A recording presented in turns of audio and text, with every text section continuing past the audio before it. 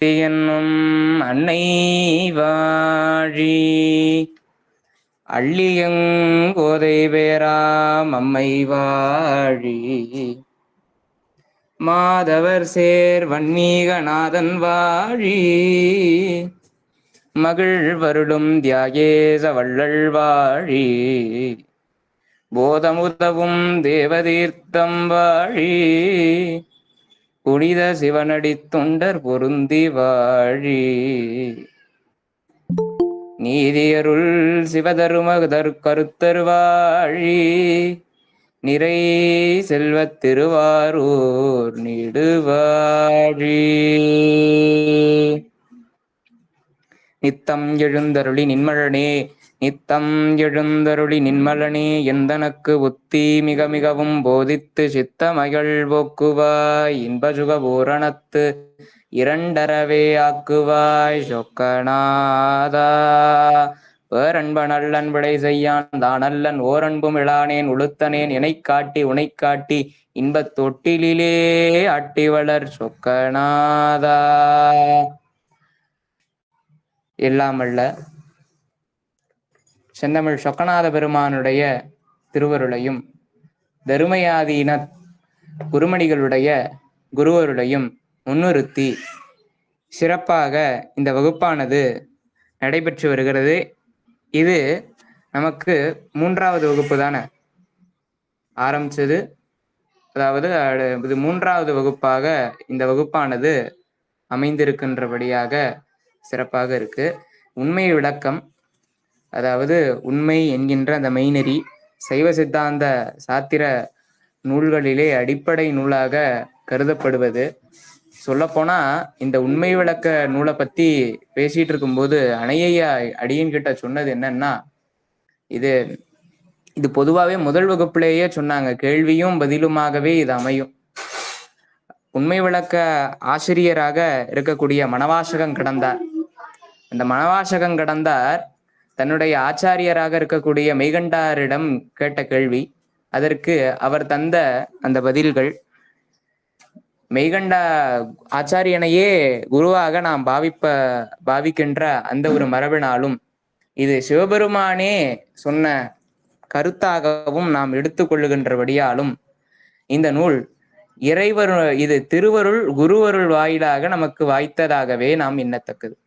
அந்த வகையிலே மூத்த பிள்ளையாராக விளங்கக்கூடிய கணபதி விநாயக பெருமானுக்கு காப்பு வன்மை தரும் ஆகம நூல் வைத்த பொருள் வழுவா உண்மை விளக்கம் உரை செய்த திண்மதம் சேர் அந்தி நிற தந்தி முகத் தொந்தி வயிற்று ஐங்கரனை பந்திமர உந்தியுள் வைப்பாம் என்று அந்த செய்யுளிலே, அந்த செய்யுள் முதல் வகுப்பிலே நமக்கு அந்த செய்யுளை விளக்கி உரைத்தார்கள் நம்முடைய ஆசிரியர். அடுத்து நூலுக்கு குருமூர்த்திகளிடத்தே விண்ணப்பிக்கின்ற விதமாக பொய்காட்டி பொய்யகற்றி போதானந்த பொருளாம் மெய்காட்டு மெய்கண்டாய் விண்ணப்பம் பொய்காட்டா மெய்யா திருவண்ணை வித்தகா சுத்தவனா ஐயானி தான் கேட்டருள் என்ற வகையிலே ஆசிரியருடைய அந்த விண்ணப்பத்தினை அந்த வகையிலே நேற்றைய தினம் விளக்கி சொன்னார்கள். இந்த வகையிலே இந்த வகுப்பானது இரண்டு நூல் தான், 2 பாடல் தான், செய்யுள் தான் அமைஞ்சிருக்கே அப்படின்னு நம்ம வருத்தப்பட வேணாம். சொல்ல போனா இங்க இருக்கிற நிறைய உரையாசிரியர்கள், பெரிய பெரிய உரையாசிரியர்கள் இது 4 வரியில இருக்கிறதுல அதுல இருக்கிற 2 ஒரு வரி அல்லது ஒரு சொல் அல்லது 2 சொல் சொல்றதுக்கே ஒரு வகுப்பு பத்தாதுன்னு சொல்லுவாங்க. அந்த வகையில அமைஞ்சிருக்கிற கருத்து கைலாய பரம்பரையினுடைய அந்த வரலாறு, அது எப்படி வந்தது அப்படின்லாம் அந்த அட்டவணையெல்லாம் நம்மளுடைய குரூப்ல பகிர்ந்து கொண்டாங்க. அது மட்டும் இல்லாம மெய்கண்ட தேசிகனுடைய அந்த வரலாறானது அந்த சிந்திக்கப்பட்டது. இந்த வகையிலே இந்த வகுப்பானது சிறப்பாக அமைஞ்சிருக்கு. இன்றைய தினம் ஞாயிற்றுக்கிழமை. அடுத்த பாடல்களிலிருந்து அடுத்த பாடல்லேருந்து அது அமைய இருக்கிறது. நேற்றைய தினம் சிந்தித்த தசகாரியம் முதலிய செய்திகள் சந்தேகங்கள் இருந்தால் கேட்கலாம் என்ற வகையிலே கடைசியாக இருந்தப்ப சந்தேகங்கள் இருந்துச்சு, கேட்டாங்க.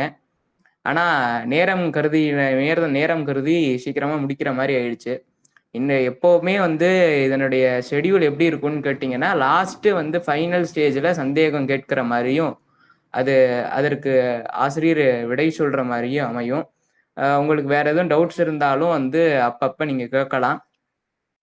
இந்த வகையிலே இன்றைய தினம் இந்த வகுப்பினை அடுத்து ஐயா நம்முடைய அணை ஐயா அவர்கள் சென்னை பெருங்குளத்தூர் அவங்க இன்றைய வகுப்பினை தொடருமாறு கேட்டுக்கொள்கின்றோம். சிவசிவா தியாகராஜா. ஆரண பொருளாம் அருளாளனார் வாரணத்து உரிவோர்த்தமனாளனார் நாரணன் நன்னியேத்தும் நல்லாரணார் காரண கலை ஞான கடவுளே ஞான கடவுளே. தேசுதரி கமலை சிங்கவள பொற்பாதன் தேசு தமிழ் ஞான பிரகாசன் பாசவினை ஓட்டினான் மீட்டு வாரா வகை அருளை காட்டினான் அதையே கூட்டினான். எல்லாம் வல்ல செந்தமிழ் சொக்கநாத பெருமான் திருவருளையும் நாயினேற்கு பொற்பரிசிற்றுவர்கள் எங்கள் தர்மியாதின் 27வது மகாசன்னிதானங்கள் ஸ்ரீ மாசிலாமணி தேசிய ஞானசம்பந்த பரமாச்சாரிய சுவாமிகளிடம் பொன்னர்களையும் சிந்தித்து என்றும் என் சிந்தையில் பேராதிருந்து சிவானுபவம் விளைத்தருளும் தர்மியாதின் 26வது பண்டார சந்நிதிகள் ஸ்ரீ சண்முக தேசிய ஞானசம்பந்த பரமாச்சாரிய சுவாமிகள் தம் பொன்னார் திருவடிகளை உள்ளே உருகிக் கொண்டு தொடங்குகின்றேன்.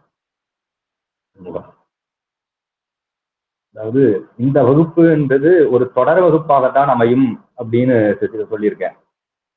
நேற்று சொன்ன வகுப்புல ஒரு சில தெளிவில்லாத காரணத்தினாலேயும் ஒரு சில செய்திகள் எல்லாம் ரொம்ப விரித்து சொல்ல முடியல, நேர பற்றாக்குறை என்ற வகையிலே போன வகுப்புல சிந்தித்த செய்திகளை இன்று நல்ல விரிவா சிந்திக்கலாம் அந்த ஒரு நிலைப்பாடுகள் தான் இன்றைக்கு ஞாயிற்றுக்கிழமையா உடனே ஒரு வகுப்பு வைக்கலாம், ஏன்னா கண்டினியூட்டி போயிடும் நிலையில ஆரம்பிச்சோம்.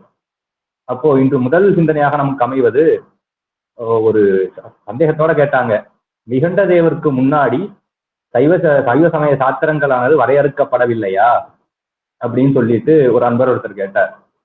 மெய்கண்டாருடைய அவதார காரணம் எதற்காக அப்படின்னு பார்க்கும்போது நம்ம ஞானசம்பந்தர் மூவர் முதலிகள் காலம் அந்த 7ஆம் நூற்றாண்டுக்கு அப்புறம் சமயத்திலே குழப்பமானது நிலவுகின்றது.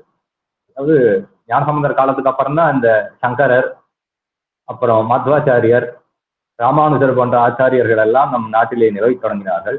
அவரவர்கள் புரிந்த வகையிலே ஒரு தர்க்கத்தை வைத்து இதுதான் வேதாகமங்களிலே சொல்லப்பட்டது அப்படின்னா, அது அவங்க நான் இதுதான் சொல்றேன்னு சொல்லியிருந்தா அந்த இடத்துல பிரச்சனையே வந்திருக்காது. எந்த ஒரு இடத்துல அவங்க சிவபெருமான் இதுதான் சொன்னார், வேதத்துல சிவபெருமான் இப்படிதான் சொன்னார் அப்படின்னு சொல்லும் போது அந்த இடத்துல குழப்பமானது நிலவுது. அப்போ அதையெல்லாம் அந்த சமய தர்க்கங்களை எல்லாம் தீர்க்கறதுக்கு மீண்டும் மக்களுக்கு ஒரு தெளிவு வேணும். அதற்கு முன்னாடி இருந்த காலகட்டங்கள் வரையிலுமே அதாவது சைவ சமயமானது பொழிந்து இருந்தது, யாதொரு ஐயப்பாடும் இன்றி தோத்திரங்கள் எல்லாம் எடுத்து பார்க்கும்போது உள்ளபடி அவ்வளவு பெரிய சைவ சித்தாந்த சாரங்களை எல்லாம் ஒரு சில வார்த்தைகளை சொல்லிட்டு போறாங்க. அப்போ கேட்ட உடனே புரிஞ்சுக்கிற அளவுக்கு அந்த இடத்துல மக்களோட தன்மை இருந்தது அப்படின்னு பார்க்கிறோம். இந்த காலகட்டங்கள்ல நம்ம மூவர் முதலிகள் 7ஆம் நூற்றாண்டுக்கு அப்புறமாவே பல பேர் பல கருத்துக்களை முன்வைத்த காரணத்தினாலே மெய்நெறியானது என்ன என்பது மக்களிடையே குன்றி போய்விட்டது. அது மீண்டும் ஒரு மறுமலர்ச்சி எய்தும் பொருட்டு சிவபெருமானை திருவள்ளாம் கொண்டார் போலும் மெய்கண்ட தேசியரை அவதரித்தார். மெய்கண்ட தேசியரோட அவதார காரணம் என்னன்னா, எப்படி முன்னாடி ஞானசம்பந்தர் புறச்சமயங்களிலிருந்து சைவ சமயத்தை தழைத்தோங்கும் பொருட்டு அவதாரம் செய்தாரோ, ஞானசம்பந்தரோட முக்கியமான அவதார காரணம் என்னன்னா புறச்சமயம் சமணர்களிடத்திலிருந்து சைவ சமயத்தை காத்துக் கொடுப்பது அப்படின்னு சொல்லுவாங்க. பரந்தெழுந்த சமன் முதலாம் பரசமய இருள் நீங்க திறந்தழுவு சைவநெறி திருநீற்று ஒளிவிளங்க அப்படின்னு சொல்லிட்டு நம்மளுடைய உமாபதி சிவாச்சாரியார் சொல்லுவார், உமாபதி தீட்சிதர் சொல்லுவார். அந்த வகையில் எப்படி ஞானசம்பந்தர் ஒரு காலகட்டத்துல சைவ சமயத்தை மீண்டும் ஒரு மறுமலர்ச்சிக்கு உட்படுத்தும் பொருட்டு அவதாரம் செய்தாரோ, அதே மாதிரி நம்மளோட மெய்கண்டார் மீண்டும் சைவ சமயத்தை ஒரு தழைத்தோங்கும் பொருட்டு அதை ஸ்தாபனம் செய்யும் பொருட்டு மெய்கண்டாரானவர் அவதரிக்கிறார். நல்லா பார்க்கும்போது அந்த 3 பேர் 3 விதமான கொள்கையை சொல்லி இதுதான் வேதத்துல சொன்னது, பிரம்மசூத்திரத்துக்கு இதுதான் உரைன்னு சொல்லிட்டு அவங்களா தன்னுடைய கருத்தை சொன்னார்கள். ஆதிசங்கரர் சொல்லும் போது ஒரு உயிருக்கும் இறைக்கும் இருக்கின்ற உறவு ஏது அப்படின்னா அது 2 வேற வேற கிடையாது, ஒண்ணுதான். தங்கமும் ஆபரணமும் போல அந்த உறவானது அமையும் எப்படி தங்கமும் அதில் செய்யப்பட்ட ஆபரணமும் அது தன்மையால் மட்டும் வேறு இல்லாம உருவத்தால் மட்டும் வேறாக இருக்கிறதோ அது மாதிரி இருக்கும் உயிரும் இறையுமானது அப்படின்னார். மத்வாச்சாரியர் சொல்லும் போது உயிரும் இறையானது எந்த காலத்திலுமே சேர முடியாது, அது ஒளியும் நிழலும் போல அப்படின்னார். நம்மளுடைய இவரு ராமானுஜர் எடுத்து சொல்லும்போது அவர் புதுசா இன்னொரு கொள்கையை கொண்டு வந்தார். இது ரெண்டுமே கிடையாது, புதுசா நான் சொல்றேன்னு சொல்லிட்டு கொண்டு வந்தார். அப்போ இது மாதிரி பல கொள்கைகளானது நிலவியது. இதுல உண்மையானது எந்த இடத்துல சொல்லப்பட்டது அப்படின்னு ஒரு இது வரும்போது தான் அந்த குழப்பத்திற்கெல்லாம் தெளிவு கொடுக்கும் பொருட்டு மெய்கண்ட தேசிகன் அவதரித்தார். அதனால்தான் பரஞ்சோதி மாமுனிவர் மெய்கண்டாருக்கு தீட்சை எல்லாம் பண்ணி வச்சதுக்கு அப்புறம் அவருக்கு ஒரு ஆணை பிறப்பித்து போறார்.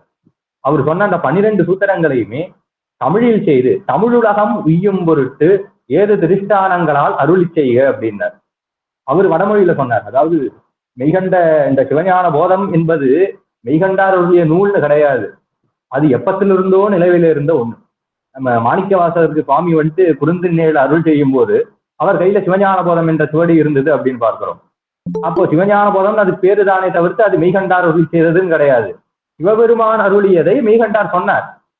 அந்த நிலையில எடுத்துக்கணும். சிவபெருமான் எதுல அருளினாருன்னா இதை குறிப்பிடுத்தணும், ரௌராகமம் என்கின்ற ஆகமத்திலே 28 ஆகமம், அதுல ரௌராகமம் என்ற ஆகமம் அது சரியகிரியா யோக ஞானபாதங்கள் 4ஐயும் பேசக்கூடிய ஆகமம். அந்த ரௌராகமத்தில பாச விமோசன படலம் என்று ஒரு படலம், ரௌராகமத்தில் பாச விமோசன படலம் என்ற படலத்தில் வரக்கூடிய 12 சூத்திரங்கள் தான் பின்னாடிலே மெய்கண்டார் இந்த சிவஞான போதமாக நம்மெல்லாம் தெரியும் பொருட்டு தமிழிலே செய்து கொடுக்கின்றார். உபதேச வழியில வருது. சிவபெருமான் ஆகமத்தில் சொன்னார், அந்த ஆகமம் உபதேச பரம்பரையா வழி வழியா ஸ்ரீகண்டருத்ரர் நந்தியம் பெருமான் அப்படியே சனத்குமார் அந்த வழியில இப்ப மெய்கண்டார் வரைக்கும் இப்ப நம்ம வரைக்கும் வந்திருக்கு. அப்போ எக்காலத்திலோ இருந்த ஒரு நூல் தான். ஏதோ மெய்கண்டாருக்கு அப்புறம் தான் புதுசா சைவ சித்தாந்தமோ சிவஞான போதமோ உருவானது என்று கிடையாது. இன்னும் சொல்ல போனோம்னா கந்தபுராணம்னு இருக்கு. கந்தபுராணம் நிகழ்ந்த காலம் என்னன்னு நம்மளால சொல்ல முடியாது. பல கல்பங்களுக்கு முன்னாடி நடந்தது. முருகப்பெருமான் திருவோதாரங்கிறது எத்தனை நாளுக்கு முன்னாடி நடந்தது. அந்த கந்தபுராணத்துல சொல்லும் போது சொல்றாங்க, அசுரகாண்டத்துல உபமன்யு இல்ல காசிப முனிவன் உபதேச காண்டம்னு ஒண்ணு வருது. அதாவது சூரசம்ஹாரர்களுக்கு தந்தையாக விளங்கியவர் காசிப முனிவர். அந்த காசிப முனிவர் சூரசம்ஹாரன் அவனோட சகோதரர்கள் எல்லாம் கூப்பிட்டு வச்சுட்டு உபதேசம் பண்றாரா நல்வழி அடையும் பொருட்டு. அதை கந்தபுராணத்துல அசுரகாண்டத்துல ஒரு படலமா வச்சு பேசுறாங்க. 25 பாடல் இருக்குது. அதுல சொல்றது அத்தனை சிவஞான போத கருத்து. எத்தனையோ கல்பங்களுக்கு முன்னாடி நடந்த கந்தபுராணத்திலே சிவஞான போதத்தை அப்படியே சாரம் பிடிச்சு வச்சிருக்க காசிப முனிவரானவர் சூரசம்ஹாரருக்கு உபதேசம் செய்யும் பொருட்டு அந்த 25 ஸ்லோகங்கள், முதல் ஸ்லோகமே அற்புதமான ஸ்லோகம். அது ஸ்லோகம் இல்லை, இது பாடல் இலக்கியம்.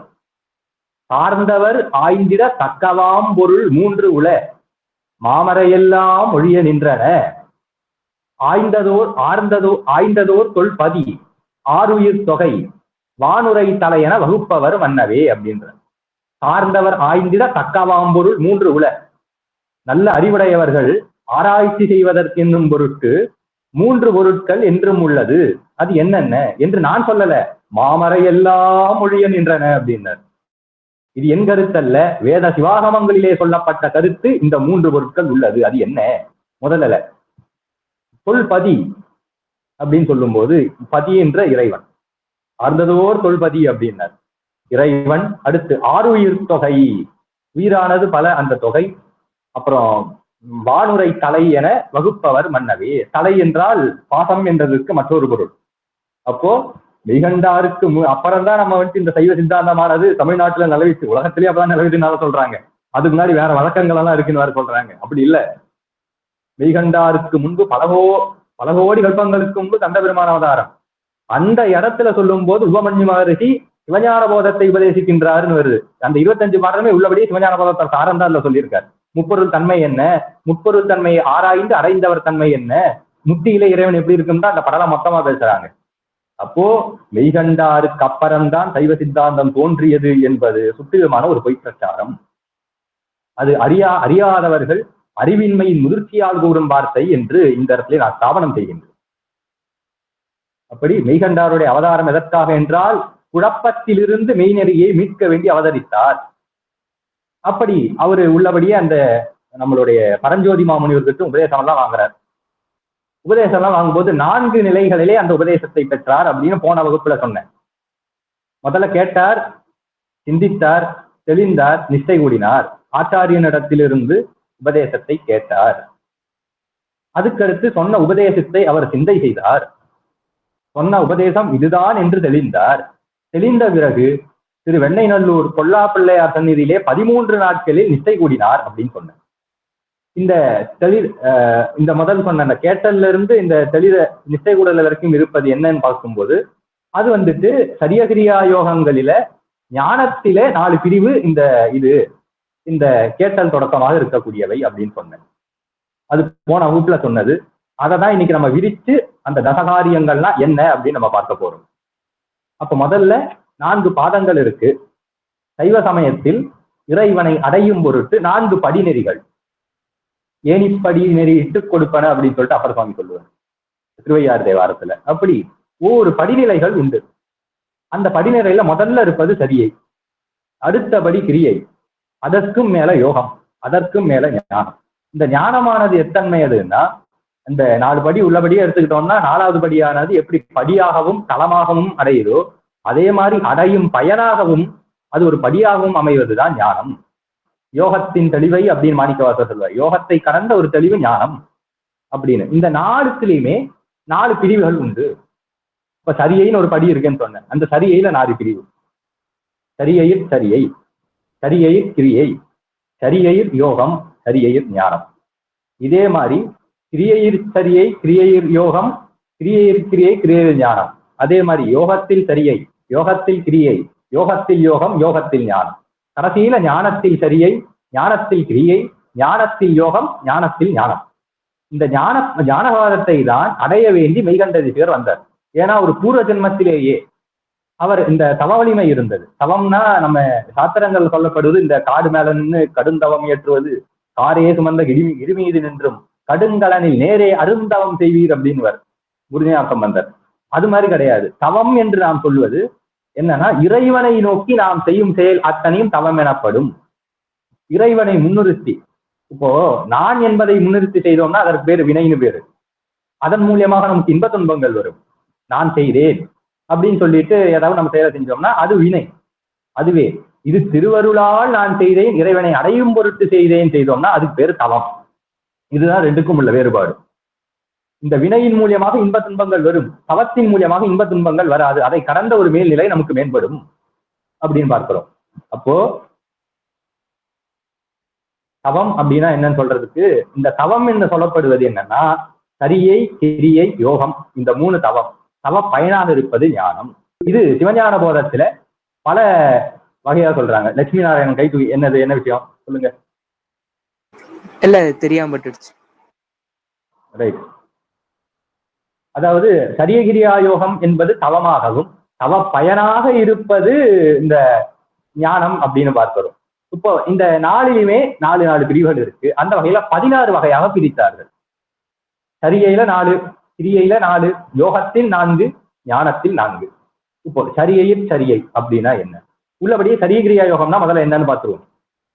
சரியை என்பது புற வழிபாடு, சிவாலயத்திற்கு செல்வது, சிவாலயத்தில் முடிந்த அளவு கைத்தொண்டு செய்வது என்ற நிலையிலே அது சரியை என்ற நிலையை எடுத்துக்கிறோம். இதுக்கு ஆச்சாரியன் நம்ம சொல்றது ஞானசம்பந்தன், மன்னிக்கணும், சரியைக்கு ஆச்சாரியன் சொல்லப்படுவது திருநாவுக்கரச சுவாமிகள்.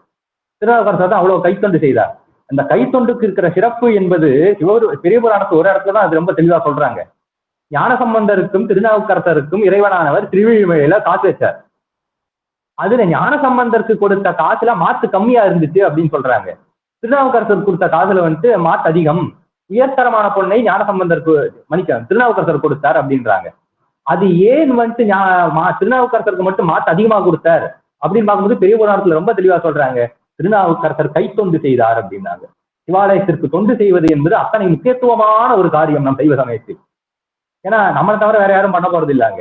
உள்ளபடியே நாம் தீட்சை எடுத்துட்டு அதிகாரம் பெற்று சிவாலயத்துக்கு போய் தொண்டு செய்யணும். அதுதான் அதனுடைய நோக்கம். அப்ப சரியை எனப்படுவது அது புற வழிபாடு, சிவாலய வழிபாடு, சிவாலயத்தில் செய்யும் தொண்டுகள் உருவாகும். அந்த நிலையில் பார்க்கிறோம். கிரியை எனப்படுவது பூஜை, ஆன்மார்த்த பூஜை எடுத்துக்கொண்டு அதை நித்தியபடி ஆச்சாரியன் சொன்ன வகையிலே 2 வேளைகள் அதை சிவபூஜை செய்தல். அது புற வழிபாடு என்ன? இந்த இடத்துல அக வழிபாடும் வரும், புற வழிபாடும் வரும். புற வழிபாடு இந்த இடத்துல சொல்லும் போது அது வெளியே நம்ம செய்யற சிவபூஜை. அக வழிபாடு எனப்படுவது அங்க அந்தரியாமம் சொல்ற அகபூஜை, மானத பூஜை அப்படின்னு சொல்லுவாங்க. வெளியே சிவலிங்கத்தை ஸ்தாபனம் பண்ணி பூஜை பண்றதுக்கு முன்னாடி வெளியே என்னெல்லாம் பூஜை பண்ண போறோமோ அதற்கு முன்னாடியே நம்ம உள்ள பூஜை பண்ணுவோம்.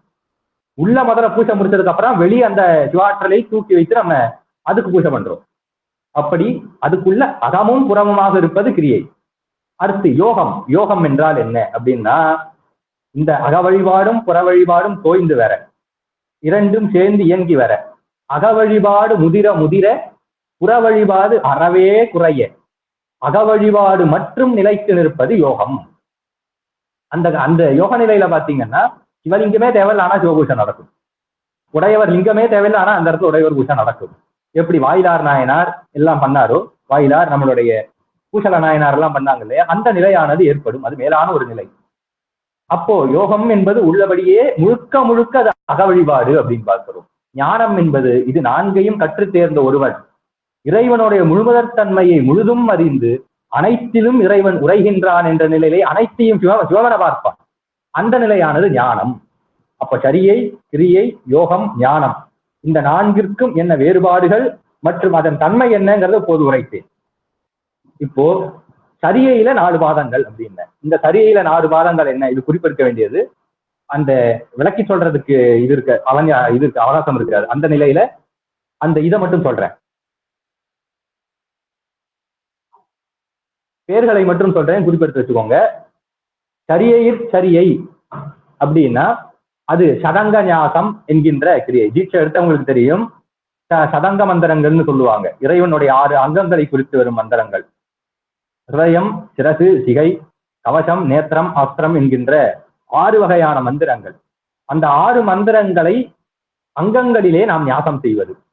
ஹிருதய மந்திரம் சொல்லி ஹிருதயஸ்தானத்திலேயும், சிரசு மந்திரம் சொல்லிட்டு சிரசிலேயும், சிகா மந்திரம் என்று சொல்லி சிகையிலேயும், கவச மந்திரம் சொல்லி அவகுண்டனம் செய்தும், அஸ்திர மந்திரம் சொல்லி தாளத்திரயம் செய்தும் என்ற நிலையிலே நாம் அந்த சடங்க ஞாசம் என்கின்ற ஞாசத்தை செய்வோம். அங்கன்யாசத்திலே ஒரு சடங்கு அப்படின்னு பார்ப்போம். அங்கன்யாசத்தின் ஒரு பகுதின்னு கூட சொல்லலாம். அந்த வகையில சரியை எனப்படுவது சடங்க ஞாசம். சரியை எனப்படுவது சடங்க ஞாசம், சத் அங்க ஞாசம் அப்படின்னு சொல்றது. சரியை கிரியை எனப்படுவது அது திருக்கோயில் தொண்டுகள்.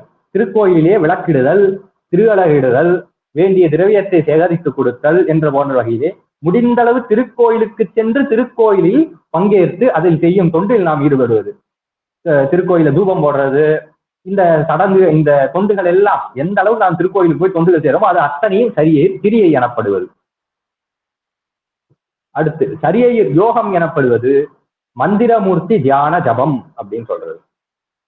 அது சொல்ல வேண்டியது என்னன்னா, சரிய கிரியா யோகம் செய்வதற்கு முறைப்படியாக நாம் அதிகாரம் பெற்றுக் கொள்ளுதல் வேண்டும். அது சமய தீட்சை எடுத்தவர்கள் சரியா செய்வதற்கு அதிகாரம் கொண்டவர்களாகவும், விசேட தீட்சை எடுத்துக்கொண்டவர்கள் அவர்களானவர் கிரியா செய்வதற்கு அதிகாரம் கொண்டவர்களாகவும், நிர்வாண தீட்சை என சொல்லக்கூடிய ஞான தீட்சை எடுத்தவர்கள் யோகாதிகாரம் பெற்றவர்களாகவும், ஞானாபிஷேகம் என சொல்லக்கூடிய அந்த அபிஷேகத்தை பெற்றவர்கள் ஞானாதிகாரம் பெற்றவர்களாகவும் விளங்குகின்றார்கள் அப்படின்னு பார்க்கின்றோம். இது முறையே மந்திராதிகாரம், அர்ச்சனாதிகாரம், யோகாதிகாரம், ஞானாதிகாரம் எனப்படும்.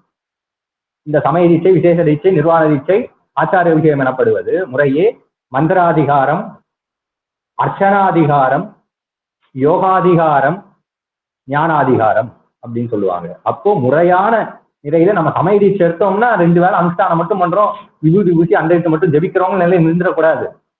இந்த 4 பேருக்குமே கட்டாயமான முறையில சிவ தரிசனம் உண்டு, சிவாலய தரிசனம் உண்டு. ஏதோ சீவன் முட்டர்களுக்கு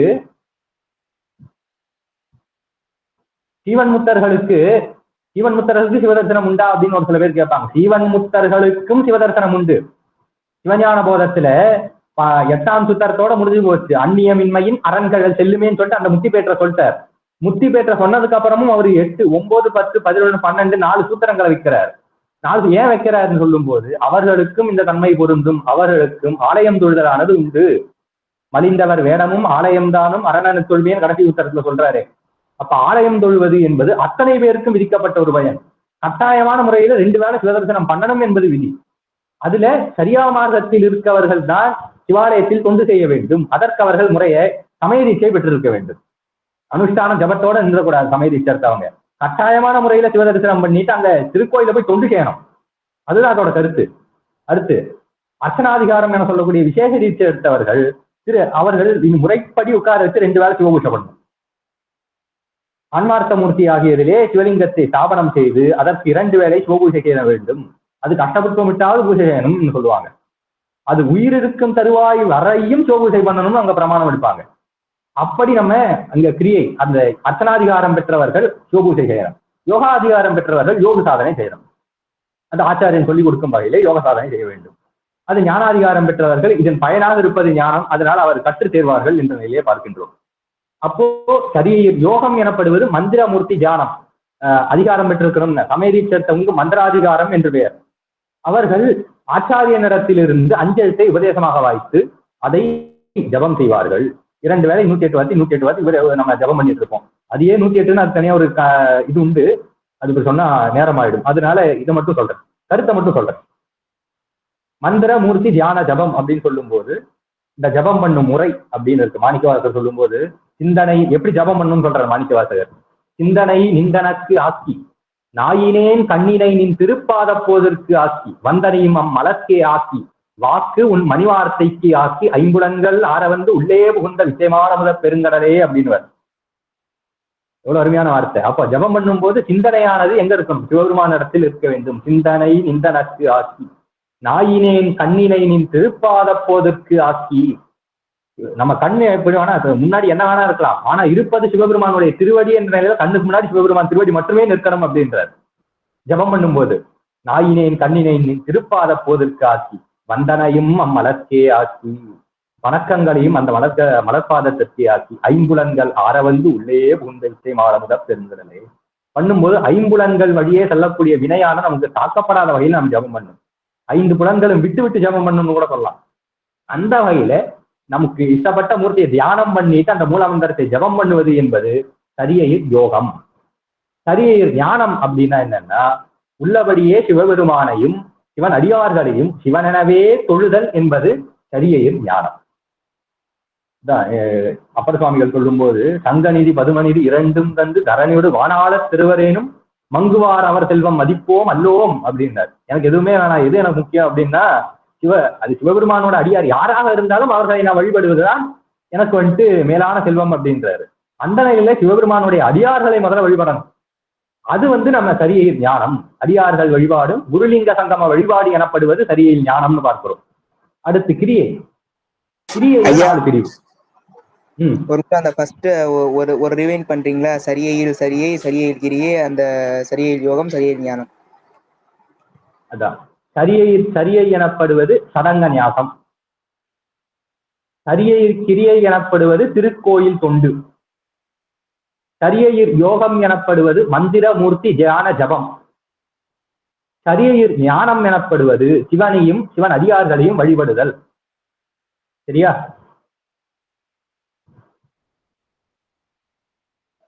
அடுத்து கிரியை. கிரியையில் சரியை அப்படின்னா என்ன? முதல்ல கிரியையில் சரியை எனப்படுவது அங்கன்யாச கரன்யாசங்கள். இதுல சடங்க ஞாசம்னு முன்னாடி சொன்னேன்.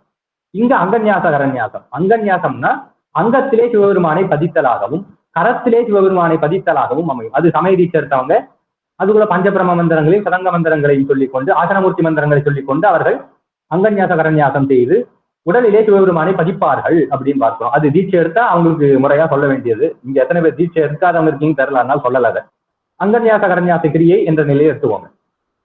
அடுத்து கிரியை எனப்படுவது உள்ளபடியே சிவபூஜை செய்யக்கூடிய சூரிய பூஜை, சிவபூஜை, அக்னிகாரியம் போன்ற செயல்கள்.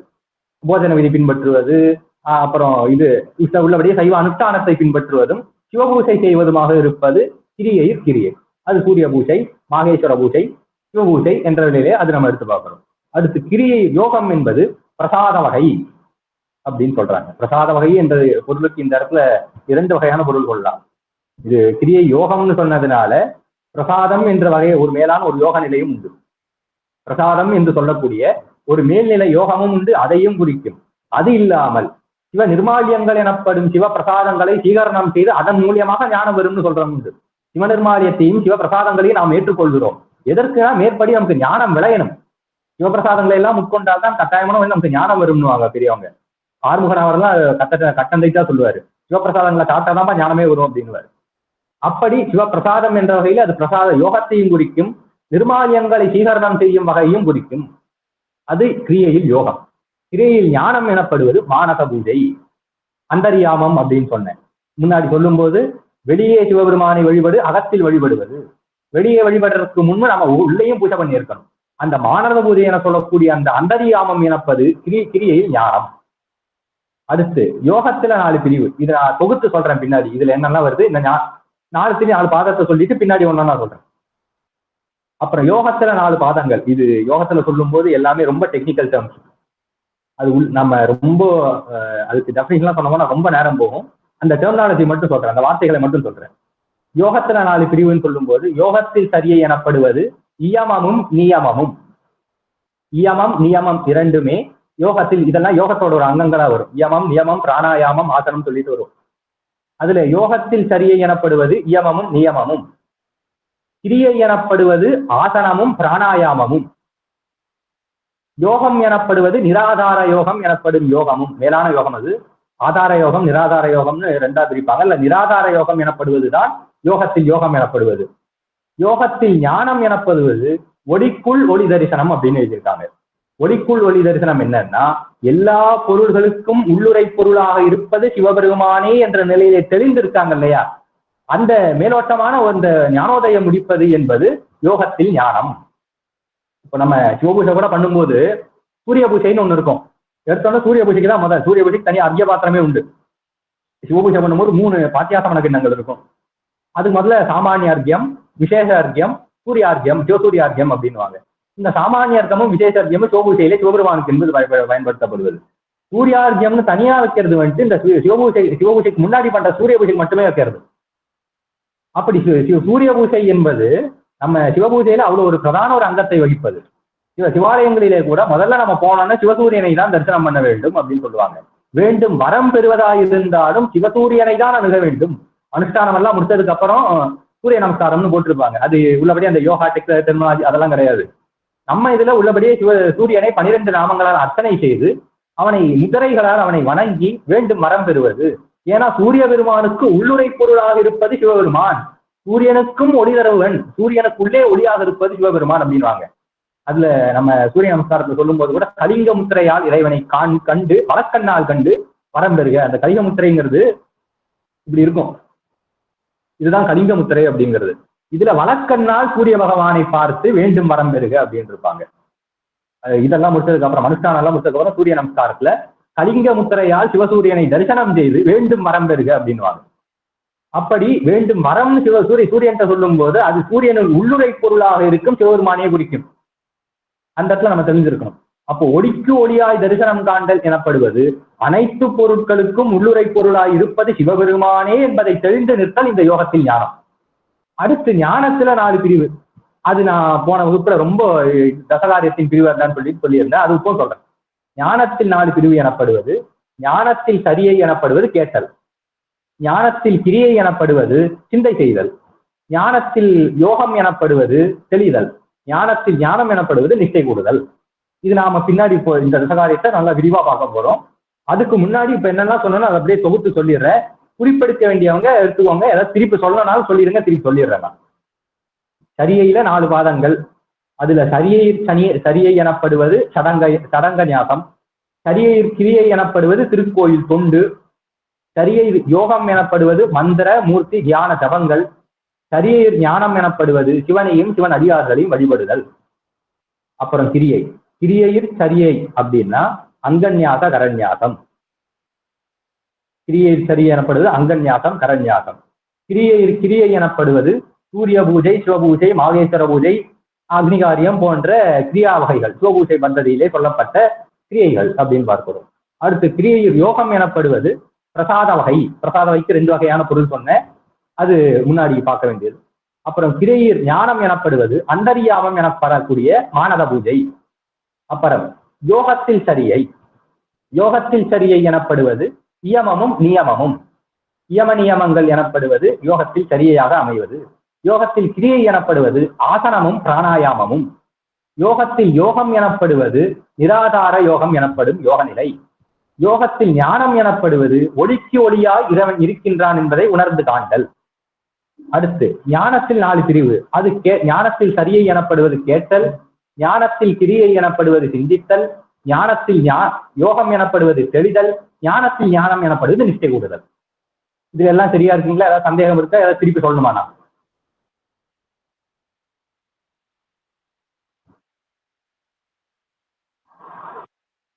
கிரியை ஞானம் எனப்படுவது அந்தரியாமம் என சொல்லக்கூடிய மானச பூஜை. அதான் வெளியே சிவலிங்கத்தை பூஜை பண்றதுக்கு முன்னாடி நமக்குள்ளேயே நம்ம பூஜை பண்ணிப்போம். உள்ள பாவனையாக ஒரு பூஜை போகும். உள்ள கண்ணை மூடி உட்கார்ந்துட்டு சிவபெருமான் நம்ம வெளியே பண்ற பூஜையெல்லாம் உள்ளே சிவலிங்கத்தை எல்லாம் ஸ்தாபனம் பண்ணிட்டு உள்ளுக்குள்ள அந்த சிவபூஜையானது போயிட்டு இருக்கும். அதுக்கப்புறம் தான் அதை வெளியே வச்சு நம்ம பூஜை பண்றோம் அப்படின்றோம். அது மானச பூஜை என்னும் சொல்லப்படக்கூடிய அந்தரியாமம். அதுக்கு பேர் அந்த சான்ஸ்கிரிட் டெர்மினாலஜி அதுக்கு என்னன்னா அந்தரியாமம். தமிழ்ல சொல்லும் போது மானச பூஜை, பாவன பூஜை அப்படியெல்லாம் சொல்லுவாங்க. நிராதார பூஜை கிடையாது, நிராதார யோகம் அப்படின்னு சொல்றது. யோகத்தை 2ஆக பிரித்து ஆதார யோகம், நிராதார யோகம் அப்படின்னு பிரித்தாங்க. அதுல யோகத்தில் யோகம்னு சொல்லப்படுவது நிராதார யோகம் எனப்படுவது ஒரு மேலான யோகம். அது தனியா ஒரு கிளாஸ் எடுக்க வேண்டியது. அந்த யோக கிளாஸ் எல்லாம் யோகத்தை பற்றி தனியா பேசணும் ஒரு கிளாஸ் வைங்க. நிராதார யோகத்தை பற்றி இங்க விரிவா சொல்ல முடியாது. ஒரு மேலான ஒரு யோக நிலைன்னு எடுத்துவாங்க. அப்படின்னு சொல்லும் போது அக்னிகாரியம் சொன்னீங்களா? அக்னிகாரியம்ங்கிறது எப்படி அமையும்? அக்னிகாரியம் என்பது அது நிர்வாண தீட்சை எடுத்தவர்களுக்கு அக்னிகாரியம் செய்ய உரிமை உண்டு அப்படின்னு பார்க்கிறோம். யக்ஞோபவீதம் தரித்து நிர்வாண தீட்சை எடுத்தவர்களுக்கு அக்னிகாரம் செய்வதற்கு உரிமை உண்டு. அது உள்ளபடியே வேதிகை அமைச்சிட்டு 108 முறை தன்னுடைய மூலமந்திரத்தை சொல்லிட்டு ஆகுதி விடும் வகையினாக அது அமையும்.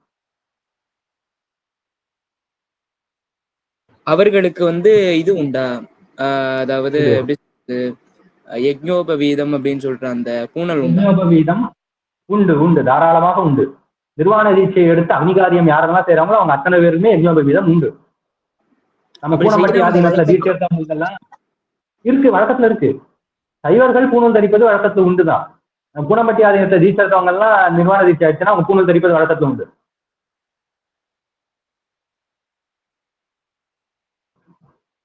அடுத்த டாபிக் போலாமா? ஓகே. இப்ப ஞானத்தில் 4 வாதம் அப்படின்னு. ஞானத்துல கேட்டல், சிந்தித்தல், தெளிதல், நிச்சய கூடல் 4. இந்த 4 தான் நம்ம விரிச்சு தசகாரியங்கள் அப்படின்னு பார்க்கிறோம். இன்னும் சொல்ல போனா இந்த சரியில 4ஐயும் விரிச்சு பெருசா போலாம், கிரியையில 4ஐயும் விரிச்சு போலாம், யோகத்திலையும் விரிச்சு போலாம். நம்ம டாபிக் இதுக்குள்ள மட்டும் போவோம், சப்ஜெக்டுக்குள்ள மட்டும் போகும்போது ஞானத்தில் 4 வாதங்கள். இதுக்கு முன்னாடி இதெல்லாம் எந்த நூல்ல இருக்குன்னு சொல்லிடுறேன். இதுக்கு முன்னாடி இப்ப இவ்வளவு பட்டியல் போட்டு சொன்னால இதெல்லாம் என்னென்ன வகை இருக்குன்னு. அது எந்த நூல்ல இருக்குன்னா சிற்றம்பலநாடிகளுடைய சீடராய் விளங்கிய ஒருத்தர் இயற்றிய தத்துவ பிரகாசம் என்கின்ற நூலில் இது தெளிவாக பேசப்படுகிறது.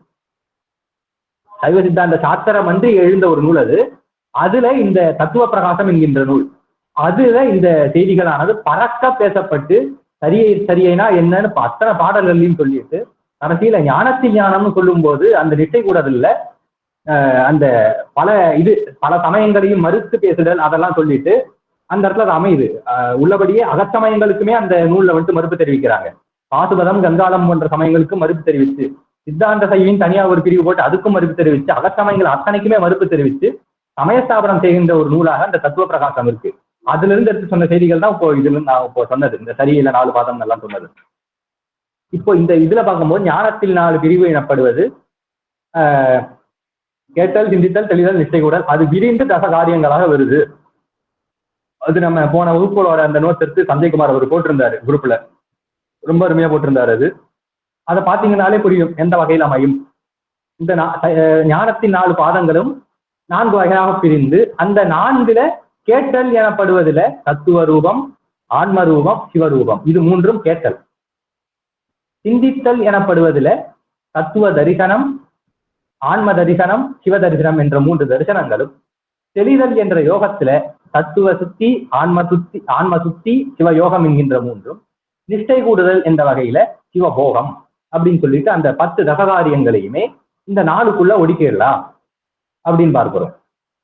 இப்போ இந்த முறையா அந்த லைன்ல சொல்லணும்னா தத்துவ ரூபம், தத்துவ தரிசனம், தத்துவ சுத்தி, ஆன்ம ரூபம், ஆன்ம தரிசனம், ஆன்ம சுத்தி, சிவரூபம், சிவ தரிசனம், சிவயோகம், சிவபோகம், இதுதான் இந்த தசகாரியங்கள்னு சொல்றது. இப்ப இந்த ரூபம், தரிசனம், சுத்தி. இதுக்கான பொருள் என்னன்னு முதல்ல பார்ப்போம். ரூபம் எனப்படுவது ஒரு பொருளை பொதுவாக அறிவது. அது போன வகுப்புல நான் அதுக்கு எக்ஸாம்பிளாவது சொல்லியிருந்தேன். உயிர்னா என்ன, அதுக்கு நான் விளக்கமா சொல்ல போறேன். ஆன்ம ரூபம்னா என்னன்னு தனியா சொல்ல போறேன். தத்துவ ரூபம்னா என்ன, தத்துவ தரிசனம்னா என்ன தனித்தனியா சொல்ல போறேன். அப்போ மேலோட்டமா பார்க்கும்போது ரூபம் என்றால் ஒரு பொருளை பொதுவாக அறிவது ரூபம். தரிசனம் என்றால் அந்த பொதுவாக அறிவதை சிறப்பாக அறியும் பொருட்டு முயற்சி எடுப்போம் இல்லையா? அப்போ முயற்சியின் பலனாக வரும் ஐயப்பாடோடு அறிதல் என்பது தரிசனம். ஒரு பொருளை நம்ம பொதுவா உணர்ந்து விட்டோம். இப்போ இறைவனே எடுத்துக்கிட்டோமே, இறைவன் இருக்கின்றான் என்று உணர்ந்து விட்டோம். இறைவன் ஒருத்தர் இருக்கான்னு நமக்கு தெரிஞ்சிருச்சு. அப்போ இறைவனானவன் என்ற நிலையில இருக்கானலாம் தெரியல, இறைவன் ஒருத்தர் இருக்கான். அப்போ இறைவன் இந்த நிலையில எங்குணர்த்தவனாக இருக்கின்றான், அவன் சிவபெருமானே என்கின்ற அந்த தெளிவு நிலை வர்றதுக்கு முன்னாடி ஒரு ஐயப்பாடு நிலை வருமே. இதுக்கு ரெண்டுக்கும் இடைப்பட்ட ஒரு நிலை. அதாவது சுடுதண்ணி வைக்கிறோம், சுடுதண்ணி கொதிக்கிறதுக்கு முன்னாடியும் சுடுதண்ணி நம்ம அந்த ஆரம்பிச்ச அந்த ப்ராசஸ் நடுவுலயே ஒரு ப்ராசஸ் போகுமே, அது என்னன்னு பார்க்கும்போது தான் இந்த தரிசனம் என்பது வருவது. அந்த கொதிநிலை வர்றதுக்கு முன்னாடி எந்த ஒரு தன்மையும் இல்லாம அது இருக்கு இல்லையா அந்த சுடுதண்ணி, அந்த நிலை என்னன்னு பார்க்கும்போது அந்த ஐயப்பாடுடைய நிலை, இது இந்த நிலை எதுன்னு சொல்ல முடியாத ஒரு நிலை தான் தரிசனம் எனப்படுவது. அப்போ கடவுள் ஒண்ணு இருக்கு, அந்த கடவுள் சிவபெருமான் தான் தெளிவதற்கு முன்னாடி ஒரு ஐயப்பாடு வருமே. பொதுவாக சொன்னதை சிறப்பாக அறியும் பொருட்டு ஒரு ஐயப்பாடோடு நம்ம காண்போம். அதை அந்த ஐயப்பாடோடு காண்பதுதான் தரிசனம். அப்ப ஐயப்பாடு தெளிந்து இது இன்ன தன்மை எதுன்னு உணர்வது சுத்தி அப்படின்னு பார்க்கிறோம்.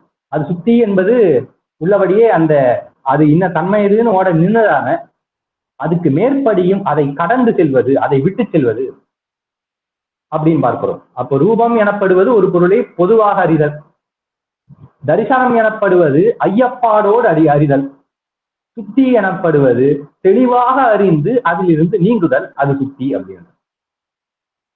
அப்போ தத்துவ ரூபம் அப்படின்னா என்ன இப்ப நம்ம பார்க்க போறோம். முதல்ல நமக்கு ஒரு சிந்தனை எழுதுன்னா, இந்த உடம்புன்னு ஒண்ணு இருக்கு தெரியுது இல்லையா? 36 தத்துவங்களுக்கு தான் இங்க உடம்புங்கிற அந்த வார்த்தையை புரியா வைக்கிறேன். ஆனா 36 தத்துவங்களோட ஒரு கருவிதான் இந்த உடம்பு. 36 தத்துவங்களையும் உள்ளடக்கிய ஒரு இதுதான் நம்மளுடைய உடம்பு அப்படின்னு பார்க்கிறோம். அப்போ உடம்புன்னு ஒண்ணு இருக்கு, ஒரு மனுஷன் இருக்கான், இந்த உடம்புக்குள்ள உயிர் இருக்கு, இந்த உடம்புக்கும் உயிருக்கும் வேறுபாடு இருக்கு, இதெல்லாம் அறியறான் இல்லையா? அது வந்துட்டு இந்த தத்துவ ரூபம் ஆன்ம ரூபத்துக்குள்ள வரும். தத்துவ ரூபம் எனப்படுவது 36 தத்துவங்கள்னு ஒண்ணு இருக்கு, நம்மை விட்டு வேறுபட்ட பொருட்கள் ஒன்று உள்ளது என்று அவன் அறிகின்றான் அல்லவா, அது தத்துவ ரூபம் எனவும். இந்த தத்துவ தரிசனம் எனப்படுவது இதோட தன்மைகள் எல்லாம் என்னன்னு அவன் ஆராய முயன்று இது என்னதுன்னு அவன் வச்சுட்டு இருப்பான் அந்த காலத்துல. அதாவது இப்போ இந்த உலகத்துக்கு உயிர்களான முதல்ல வரும்போது உலகத்துல இருக்க அத்தனை பொருட்களும் எந்து என்ற நிலையில அதை எடுத்துக்குமா, இருக்கிற அத்தனையுமே எந்துதான், எதுவுமே எந்துன்னு சொல்லிட்டு எல்லாமே தன்மையப்பட்டே அது காணும். அப்ப அதுவானது தத்துவ ரூபம் என்றும், அது எண்ணிலிருந்து வேறுபட்டவையா என்று உணர்வது தத்துவ தரிசனம் என்றும், அது எண்ணிலிருந்து வேறுபட்டவையே என்று உணர்ந்து தெளிவது தத்துவ சுத்தி என்றும் காண்கின்றோம். அப்போ இதெல்லாம் என்னுடைய உடைமை, உலகம் அத்தனையும் என்னுடைய உடைமைன்னு என்று கருவது, அதை கருதி விட்டு இது என்னிலிருந்து வேறானவை என்று உணர்வதும், உணர்ந்து அதிலிருந்து நான் வேறானவன் என்று நீங்குவதும் தத்துவ ரூபம், தத்துவ தரிசனம், தத்துவ சுத்தி. அப்போ எனது என்பது இங்க நீங்குது. இதெல்லாம் என்னுடைய பொருட்கள், இதுக்கெல்லாம் உரியவன் யான் அப்படிங்கிற அந்த எனது என்னும் அந்த ஐயப்பாடானது இந்த இடத்துல நீங்குது. அதுதான் இந்த தத்துவ சுத்தி என்பது. தத்துவங்களை அறிந்து அதை தெளிந்து அதை விட்டு நீங்குவது ரூபம், தரிசனம், சுத்தி, தத்துவ தரிசனம், தத்துவ ரூபம், தத்துவ சுத்தி அப்படின்னு பார்க்கிறோம். அப்போ அதே மாதிரி அடுத்து ஆன்ம ரூபம், ஆன்ம தரிசனம், ஆன்ம சுத்தின்னு இருக்கு. ஆன்மான்னு ஒண்ணு இருக்கு. இப்போ பொதுவாக ஆன்மாவை அறியும் போது முதல்ல உயிரானது என்னன்னு ஆராய்ச்சி பண்ணும் போது அந்த கரணங்கள் தான் உயிர்னு சொல்றவனும் இருக்கான், மனம் முதலியவற்றை தான் உயிர்னு சொன்னவனும் இருக்கான், அறிவு தான் உயிர்னு சொல்றவனும் இருக்கான், இதெல்லாம் கடந்து உயிரே இல்லைன்னு சொல்றவனும் இருக்கான். அதெல்லாம் மாயாவாதிகள். அவனை பொறுத்தவரைக்கும் உயிர்னு கிடையாது, பிரம்மம் ஒண்ணுதான் இருக்குன்றான், அவன் உயிர்னே ஒண்ணு கிடையாது அப்படின்ட்டான். அப்போ இந்த வகையில் இருக்கவர்கள் எல்லாம் தத்துவ ரூபம் கூட அறியாத இருப்பவர்கள், அந்த நிலையில பக்குவத்தில் கீழ்பட்டவர்கள் அவர்கள். மாயாவாதம் தொடக்கமாக அந்த ஏரான்மவாதம் எல்லாம் இருக்குன்னா உள்ளபடியே பக்குவத்தில் ஆழ கீழப்பட்டவர்கள் அவங்க எல்லாம். அவங்க தத்துவ தரிசனம் கூட என்னன்னு தெரியாம இப்ப வரைக்கும் சுத்திட்டு இருக்காங்க. அப்போ தத்துவ தரிசனம் எல்லாம் கடந்து உயிர்னு ஒண்ணு இருக்கு அப்படின்னு ஒரு உணர்வு ஒண்ணு வரும். அதுதான் அப்போ உயிர் ஒண்ணு இருக்குன்னு பொதுவாக அறிவது, அது வந்துட்டு தத்துவ ஆன்ம ரூபம். அப்புறம் உயிர்னு ஒண்ணு இருக்கு, அது எந்த வகைப்பட்டு இருக்கு, அதோட தன்மைகள் தான் என்ன, அதுக்கப்புறம் உயிர்னு ஒண்ணு இருக்குன்னு தெரியும். அதுக்கப்புறம் அவன் யோசிப்பான் உயிரானது இந்த உடல்ல எங்க இருக்கு அப்படின்னு யோசிச்சுட்டு அதெல்லாம் யோசிக்கும் போது அந்த ஐயப்பாட்டோடு இது இன்னும் இப்படி எல்லாம் இருக்குமா, உயிரானது இப்படி எல்லாம் இயங்குமா, இது ஒருவேளை இப்படி இருந்திருக்குமோன்னு எல்லாம் அந்த உயிரை பத்தி அவன் சிந்தனை செய்வான். அப்போ இந்த இடத்துல வர்றதுங்கிறது ஆன்ம தரிசனம் எனப்படுவது இந்த ஐயப்பாடுதல். அப்புறம் ஆன்ம சுத்தி எனப்படுவது ஆன்மா இத்தன்மை. அது ஆன்மானது எப்படி இருக்கும், அது ஆணவ மலத்தோடு சம்பந்தத்தோடு இருக்கும், அது ஐந்தவத்தைப்படும், உணர்த்தில் உணரும், இது போன்ற அந்த ஆன்மாக்கான இலக்கியங்கள் எல்லாம் இருக்கே. இந்த இடத்துல நான் ஒரு விஷயத்த சொல்லி ஆகணும். முதல் வகுப்புல அந்த அறிமுக வகுப்புல ஒரு ஐயா ஒருத்தர் கேட்டார், ஆன்மாக்கும் உயிருக்கும் உள்ள வேறுபாடு என்ன அப்படின்னு கேட்டார். நம்ம சைவ சித்தாந்தத்துல உயிரை குறிக்கும் வார்த்தைன்னு பார்க்கும்போது பல வார்த்தைகள், பசுன்னு சொல்றோம், ஆன்மான்னு சொல்றோம், உயிர்னு சொல்றோம், புருடன்னு சொல்றோம், இப்படி பல வார்த்தைகள் உயிரை குறிக்கும் வார்த்தை. ஏன் ஒரே வார்த்தையை சொல்லிட்டு போயிடலாமா? எதுக்கு இத்தனை வார்த்தைகள்னு சொல்லும்போது அதோட உட்பொருளானது மாறும். இப்போ உதாரணமா இங்கிலீஷ் எடுத்துக்கோங்களேன், டைனிங் டேபிள் அப்படின்னு சொல்றோம், ஈட்டிங் டேபிள்னு சொல்லாம ஏன் டைனிங் டேபிள்னு சொல்றோம்? இது யோசிக்கணும். நம்ம அங்க சாப்பிடதான் போறோம், அப்ப ஈட்டிங் டேபிள்னே சொல்லிட்டு போறாமே, டைனிங் டேபிள்னு ஏன் சொல்றோம்? So dining is the civilised form of eating. ஆடு மாடு சாப்பிட்ற மாதிரி சாப்பிடாம the civilised form of eating is called as dining அப்படின்றாங்க. அப்போ அந்த வார்த்தைய வேறுபாடுகள் இருக்கு. அதே மாதிரிதான் இங்கேயும் ஆன்மா அப்படின்னா அது குறிக்கும் பொருளானது வேற, உயிர்னு சொல்லும் போது அது குறிக்கும் பொருளானது வேற, பசுன்னு சொல்லும் போது அது குறிக்கும் பொருள் வேற, புருடன்னு சொல்லும் போது அது குறிக்கும் பொருள் வேற. அப்போ ஆன்மாக்கும் உயிருக்கு என்ன வேறுபாடுன்னு அந்த ஐயா அந்த முதல் வகுப்புல கேட்டிருந்தாரு. அது மேலோட்டமா பார்க்கும்போது ஆன்மாங்கிறது வடமொழி, உயிர்ங்கிறது தென்மொழின்னு பார்க்கிறோம். நல்லா ஆராய்ந்து பார்த்தோம்னா எப்பொழுது ஆன்மா என சொல்லப்படுவது தன்னோட உண்மை நிலையில் இருக்கிறதோ, அது வியாபகத்தன்மை எய்திட்டு முழுத்தன்மையோடு அறிவு பிழம்பாய் அது திகழ்கிறதோ, முத்தி நிலையில அது எப்படி இருக்கும் சொல்லும் போது வியாபகத்தன்மை எய்தி இருக்கும் அப்படின்வாங்க, எங்கும் வியாபித்து இருக்கும் அப்படின்னு சொல்றது. அப்ப அது அந்த முழுத்தன்மை எய்திய பொருட்டு அதுக்கு ஆன்மா அப்படின்னு பேர். உயிர் அப்படின்னு எப்ப சொல்றோம்னா எப்போது அணுத்தன்மை எய்தி இருக்கோ அப்ப அதுக்கு உயிர்னு பேர். உயிரானது அணுத்தன்மை எய்தி இருக்குன்னு பல சைவ சித்தாந்தத்துல சொல்லுவாங்க. அணுத்தன்மை பல இடத்துல வரும், வியாபகத்தன்மை அணுத்தன்மை அப்படின்னு சொல்றது. உடலுக்குள்ள உயிரானது அணுத்தன்மை எய்தி இருக்கு. அப்போ அணுத்தன்மை இருக்கும்போது அதுக்கு உயிர்னு பேர். பசுன்னு பேர் உயிருக்கு. ஏன் அந்த பசுங்க பேர்? பசுன்னா கட்டப்பட்டது அப்படின்னு சொன்னேன். போன வகுப்புல பசு என்ற சொல்லுக்கு என்ன பொருள்னு சொல்லும் போது பாசத்தால் கட்டப்பட்டவை பசுக்கள். அப்போ ஆணவகன்மம் மாயை என்னும் மலங்களால் கட்டப்பட்ட நிலையிலே அது பேர் பசுன்னு பேர். புருடன் அப்படின்னா என்ன? 36 தத்துவங்களுக்கும் இயற்கை ஒரு ஆதாரமாக நின்று செயல்படுகிறது, அதனால் அதுக்கு புருடன் அப்படின்னு பெயர். அப்ப அந்த வகையில அந்த நுணுக்கமான பொருள்கள் வேறுபடும். இப்போ நம்ம இறைவனை சொல்லும் போது கூட பதி, சச்சிதானந்தம், சிவம், சக்தி, இத்தனை வார்த்தைகள் பிரயோகம் பண்றோம். ஒண்ணுக்கும் பொருள்ல வேறுபாடு இருக்கு, நுணுக்கமான வேறுபாடுகள் உண்டு. அந்த வகையில இந்த ஆன்மா எனப்படுவது ஆன்ம ரூபம், ஆன்ம தரிசனம், ஆன்ம சுத்திய பார்த்துட்டு இருக்கோம். அப்போ ஆன்மான்னு ஒண்ணு இருக்கு. இந்த அந்த நிலை கூட ரொம்ப விரித்து சொல்லும் போது முதல்ல எனதுங்கிறத விட்டாச்சு. இந்த பொருள் எல்லாம் எனதுங்கிற அந்த நிலை விட்டதுக்கு அப்புறம் ஆன்மானது ஒரு மயக்கத்தை எய்யும். நான் தான் இருக்கேன், என்ன தவிர மேல ஒரு பொருள் இல்லைன்னு அது உணரும். தத்துவ தரிசனம், தத்துவ சுத்தி முடிச்சதுக்கு அப்புறம் ஆன்மா ஒண்ணு இருக்குன்னு தெரிஞ்சுட்டு யான் மட்டும்தான் இருக்கேன்னு அது தெரிஞ்சுக்கும். ஒரு ஐயா எப்படி சொல்றது, அறியாமையின் ஒரு கட்டத்தில் அது இருக்கும். அப்ப அந்த நிலையில யான் மட்டும் இருக்கேன், இறைவன் ஒன்று இல்லை என்ற நிலையிலே அது செயல்பட்டு கொண்டிருக்கும் அப்படின்னு பார்க்கிறோம். அப்போ ஆன்ம ரூபம் என்பது உயிர்னு ஒண்ணு இருக்குன்னு அறிவது, அதன் மூலியமாக யான் மட்டும்தான் இருக்கேன்னு அது புரிச்சுக்குமா. அதுக்கப்புறம் ஆன்ம தரிசனம் எனப்படுவது அது ஆராயும். உயிர் இப்படி இருக்குன்னா உயிருக்கு வந்துட்டு உயிர் என்பது அது சித்தா சித்து, ஜடப்பொருள்கள் வந்துட்டு சத்து மன்னிக்கணும், ஜடப்பொருள்கள் என்பது அசத்து, நான் சித்தா சித்து. அப்ப இது ரெண்டையும் கேட்பதற்கு ஒரு பொருள் வேண்டுமே, அப்ப இறைவன் ஒன்று இருக்க வேண்டும். அப்ப நம்முடைய தன்மை என்னன்னு சொல்லிட்டு அது ஐயப்பாடோடு ஆராய்ந்து ஒரு கட்டத்தில் தெளிவு எய்தி ஆன்மானது இத்தன்மையது என்று அறிந்து இந்த இடத்துல யான் என்பதை விட்டுருந்தது. முன்னாடி எனது என்பதை விட்டது, இந்த இடத்துல யான் என்பதை விட்டது. அதான் மாணிக்கவாசர் போன வகுப்புல கூட மேற்கோள் காமிச்சேன். குலாபத்துல திருவாசகத்துல சொல்லும் போது யான் எனது எனும் எனது உரைமாய்த்து கோதில் அமுது ஆனானை குலாவதில்லை கண்டேனே அப்படின்னு சொல்லுவார். கண்டபத்துன்னு நினைக்கிறேன். ஆமா, கண்டபத்துலதான் சொல்ற. தில்லையை காணும் போது யான் எனது எனும் எனது உரைமாய்த்து கோதில் அமுது ஆனான் அப்படின்ற. இறைவன் எப்பொழுது நமக்கெல்லாம் அமுதமாக இருப்பான், எப்பொழுது நமக்கெல்லாம் வரம்பில்லாத ஒரு பேரின்ப நிலையாக இறைவன் தோன்றுவான் அப்படின்னு கேட்டோம்னா, எப்ப யான் எனது என்று மாறுகிறதோ, எப்பொழுது எல்லாம் இறைவன் செயல் என்று உணர்கிறோமோ, அப்பொழுது இறைவனாக என்றும் திகட்டாத ஒரு அமுதாக நமக்கு திகழ்வான். அதான் சொல்லுவார், சிந்தித்து என்றும் நினைத்தெழுவார்கள் சிந்தையில் திகழும் சிவன் தன்னை அப்படின்னார். எப்பவுமே நமக்குள்ள அந்த சிவபெருமான் தான் நமக்கு எல்லாத்தையும் இயக்குகின்றாருங்கிற அந்த ஒரு நிலை நமக்குள்ள ஓடிக்கிட்டே இருக்கணும். சப்கான்சியஸ் மெமரியில எப்பவுமே சிவபெருமான் தான் நம்மளை இயக்குறாங்கிற அந்த எண்ணமானது இருக்கணும்னுவாங்க. அப்ப அந்த வகையில ஆன்மா என்பது யான் என்பதை விட்டு இறைவன் ஒருவன் இருக்கின்றான், தனக்கு மேலே பதியொருத்தன் இருக்கின்றான் என்ற நிலையிலே அறிந்து இந்த இடத்துல யான் என்பதை விடுவது என்பது சுத்தி அப்படின்னு பார்க்கிறோம். இப்போ தத்துவத்துக்கு சுத்தி என்ன, ஆன்மாக்கு சுத்தி என்ன? அதுவே சிவ யோகம் சிவபெருமான் சொல்லும்போது ரூபம் தரிசனம் சொல்லிட்டு சுத்தின்னு சொல்லாம யோகம் என்கின்ற ஒரு டெர்மினாலஜி அங்க ஒரு சொற்குறிப்பா அந்த இடத்துல பிரயோகம் பண்ணும்போது, ஏன் இந்த இடத்துலயும் சுத்தின்னு போடலாமே அப்படின்னு பார்த்தோம்னா, சுத்தி எனப்படுவது அதை அறிந்து அதை விட்டு அகழ்வது. நம்ம சிவபெருமானை அறிந்து அவரை விட்டு அகலக்கூடாது, அவரோடு தோயணும். அதனால இந்த இடத்துல அந்த சுத்திங்கிற வார்த்தையை போடல. நம்ம உள்ளபடியே அனுஷ்டானத்துல வந்துட்டு பூத சுத்தி அப்படின்னு சொல்லுவாங்க. அனுஷ்டானம் பண்ண உட்காரத்துக்கு முன்னாடி கையில ஜலத்தை எடுத்துட்டு அஸ்திரமந்திரத்தினால புரோக்ஷனம் பண்ணணும், அது பேர் பூத சுத்தி. அதுக்கு என்ன அர்த்தம்னா, அந்த பூதத்தில் அந்த நம்ம உட்கார அந்த ஆசனத்துல இருக்கக்கூடிய அந்த பௌதிக பொருட்களை எல்லாம் மாற்றி சிவத்தன்மை எழுதி இருக்கின்றோம் அப்படின்னு அதுக்கு அர்த்தம்.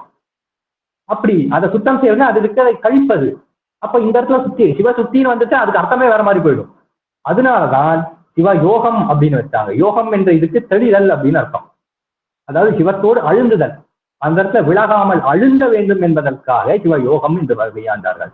இப்ப இந்த மூன்றுமே சொன்னேன், இரண்டையுமே சொன்னேன். தத்துவத்தில் 3 பிரிவு, அப்புறம் ஆன்மாவின் 3 பிரிவு, அடுத்து சிவத்துல 4 பிரிவு வச்சாங்க. சிவரூபம், சிவ தரிசனம், சிவ யோகம், சிவபோகம், இந்த 4 பிரிவு. இப்ப இதுல சிவரூபம்னா என்ன அப்படின்னு முதல்ல பார்ப்போம். சிவரூபம் என்றால் என்ன? முன்னாடி தத்துவம்னா என்னன்னு அறிஞ்சது தத்துவ தர்சனத்துல, உயிர்னா என்னன்னு அறிஞ்சது ஆன்ம ரூபத்துல. இப்போ சிவரூபம்னு சொல்லும் போது கடவுள் என்று ஒருவன் உளன், இறைவன் ஒருவன் உளன் அப்படின்னு கடவுள் ஒண்ணு இருக்கான்னு ஒரு எண்ணம் வருமே நமக்குள்ள, அது வந்துட்டு இங்க சிவரூபம் அப்படின்றாங்க. அப்போ தத்துவ தரிசனம்னா என்ன? அப்ப கடவுள் ஒருத்தர் இருக்கான், அவன் ஒருவனா இருவனா? வந்து பிறந்தவர்கள் எல்லாம் கடவுள் ஆயிட முடியுமா? பல பேர், பல சமயவாதிகள் எல்லாம் ஆன்மாக்களையே கடவுளாக கொண்டார்கள். சைவ சமயத்திற்கும் பிற சமயத்திற்கும் இருக்கின்ற முக்கியமான வேறுபாடு என்னன்னு பார்க்கும்போது, சைவ சமயமானது பிறந்து இருக்கும் நிலை கடந்த சிவபெருமானை தன் முழுமுதற் கடவுளாக கொண்டது. பாக்கி இருக்கும் அத்தனை சமயங்களும் பிறந்து இறக்கும் தெய்வங்களை இறைவனாக கொண்டது. அதான் சொல்லும் போது மற்ற தெய்வங்கள் எல்லாம் பிறக்கும் இறக்கும் மேல் வினையும் செய்யும் சித்தியார் சொல்லுவார். யாதொரு தெய்வம் கொண்டீர் அத்தெய்வமாகி அங்கே மாதொரு வாகனார் தான் வருவர். மற்ற தெய்வங்கள் எல்லாம் பிறக்கும் இறக்கும் மேல் வினையும் செய்யும் வேதனைப்படும். பிற சமயங்கள் கொள்ளும் தெய்வமானதெல்லாம் பிறந்து இறந்து வினை அனுபவித்து வேதனைப்படுகின்றன, அவை எல்லாம் கடவுள்களை அல்ல அப்படின்றாங்க. அப்படி அந்த நிலையில சிவபெருமான் ஒருத்தன் இருக்கின்றான் தெரிந்து, சிவபெருமான் கடவுள் ஒருத்தன் இருக்கான்னு உணர்வது என்பது சிவரூபம். கடவுளை இந்த ஐயப்பாடோடு அவனை உணர முனைவது அப்படிங்கிறது சிவ தரிசனம். கடவுள் இத்தன்மையன்தான், இறைவன் என்பவன் ஒருவனே, அவன் சிவபெருமானே என்று அறிவது என்பது சிவ யோகம், தெளிவது யோகம் அப்படின்னு பார்க்கிறோம். அந்த நிலையில சிவ யோகம்னா என்னன்னா, சிவபெருமான் ஒருவன் தான் கடவுள், ஒருவன் என்னும் ஒருவன் காண்க. அது முன்னாடி கூட முதல் வகுப்புல சொல்லும் போது சைவ சமயம்னா என்ன அப்படின்னு கூகுள்ல எல்லாம் இந்த நேரத்துக்கு போய் போட்டு பார்த்தோம்னா, சிவபெருமானை முழுமுதற் கடவுளாக கொள்ளும் சமயத்தர்கள் சைவர்கள் அப்படின்னு சொல்றாங்க. அந்த கூற்று தவறான கூற்று. சிவபெருமானை அந்த ஐகார ஈற்று சொல் அந்த இடத்துல வரக்கூடாது, ஏகார தேற்றம் தான் வரணும். சிவபெருமானே முழுமுதற் கடவுள் என்று சொல்பவர்கள் சைவர்கள், சிவபெருமானே முழுமுதற் கடவுள் என்று உணர்ந்தவர்கள் சைவர்கள் சொல்லுமே தவிர்த்து, சிவபெருமானை அந்த ஐகாரத்தை ஈடு போட்டோம்னா சிவபெருமானை தவிர வேற இதெல்லாம் இருக்காங்க, வேற முழுமுதற் கடவுள் இருக்குங்கிற அர்த்தம் போயிடும். அதனால அந்த இடத்துல சிவபெருமான் முழுமுதற் கடவுள் அப்படின்னு சொல்லணும். அதனாலதான் திருவாசகத்திலேயே சொல்லும் போது இந்த வார்த்தையெல்லாம் மட்டும் தனியா ஏன்னு ஒரு 2 போட்டிருப்பாங்க.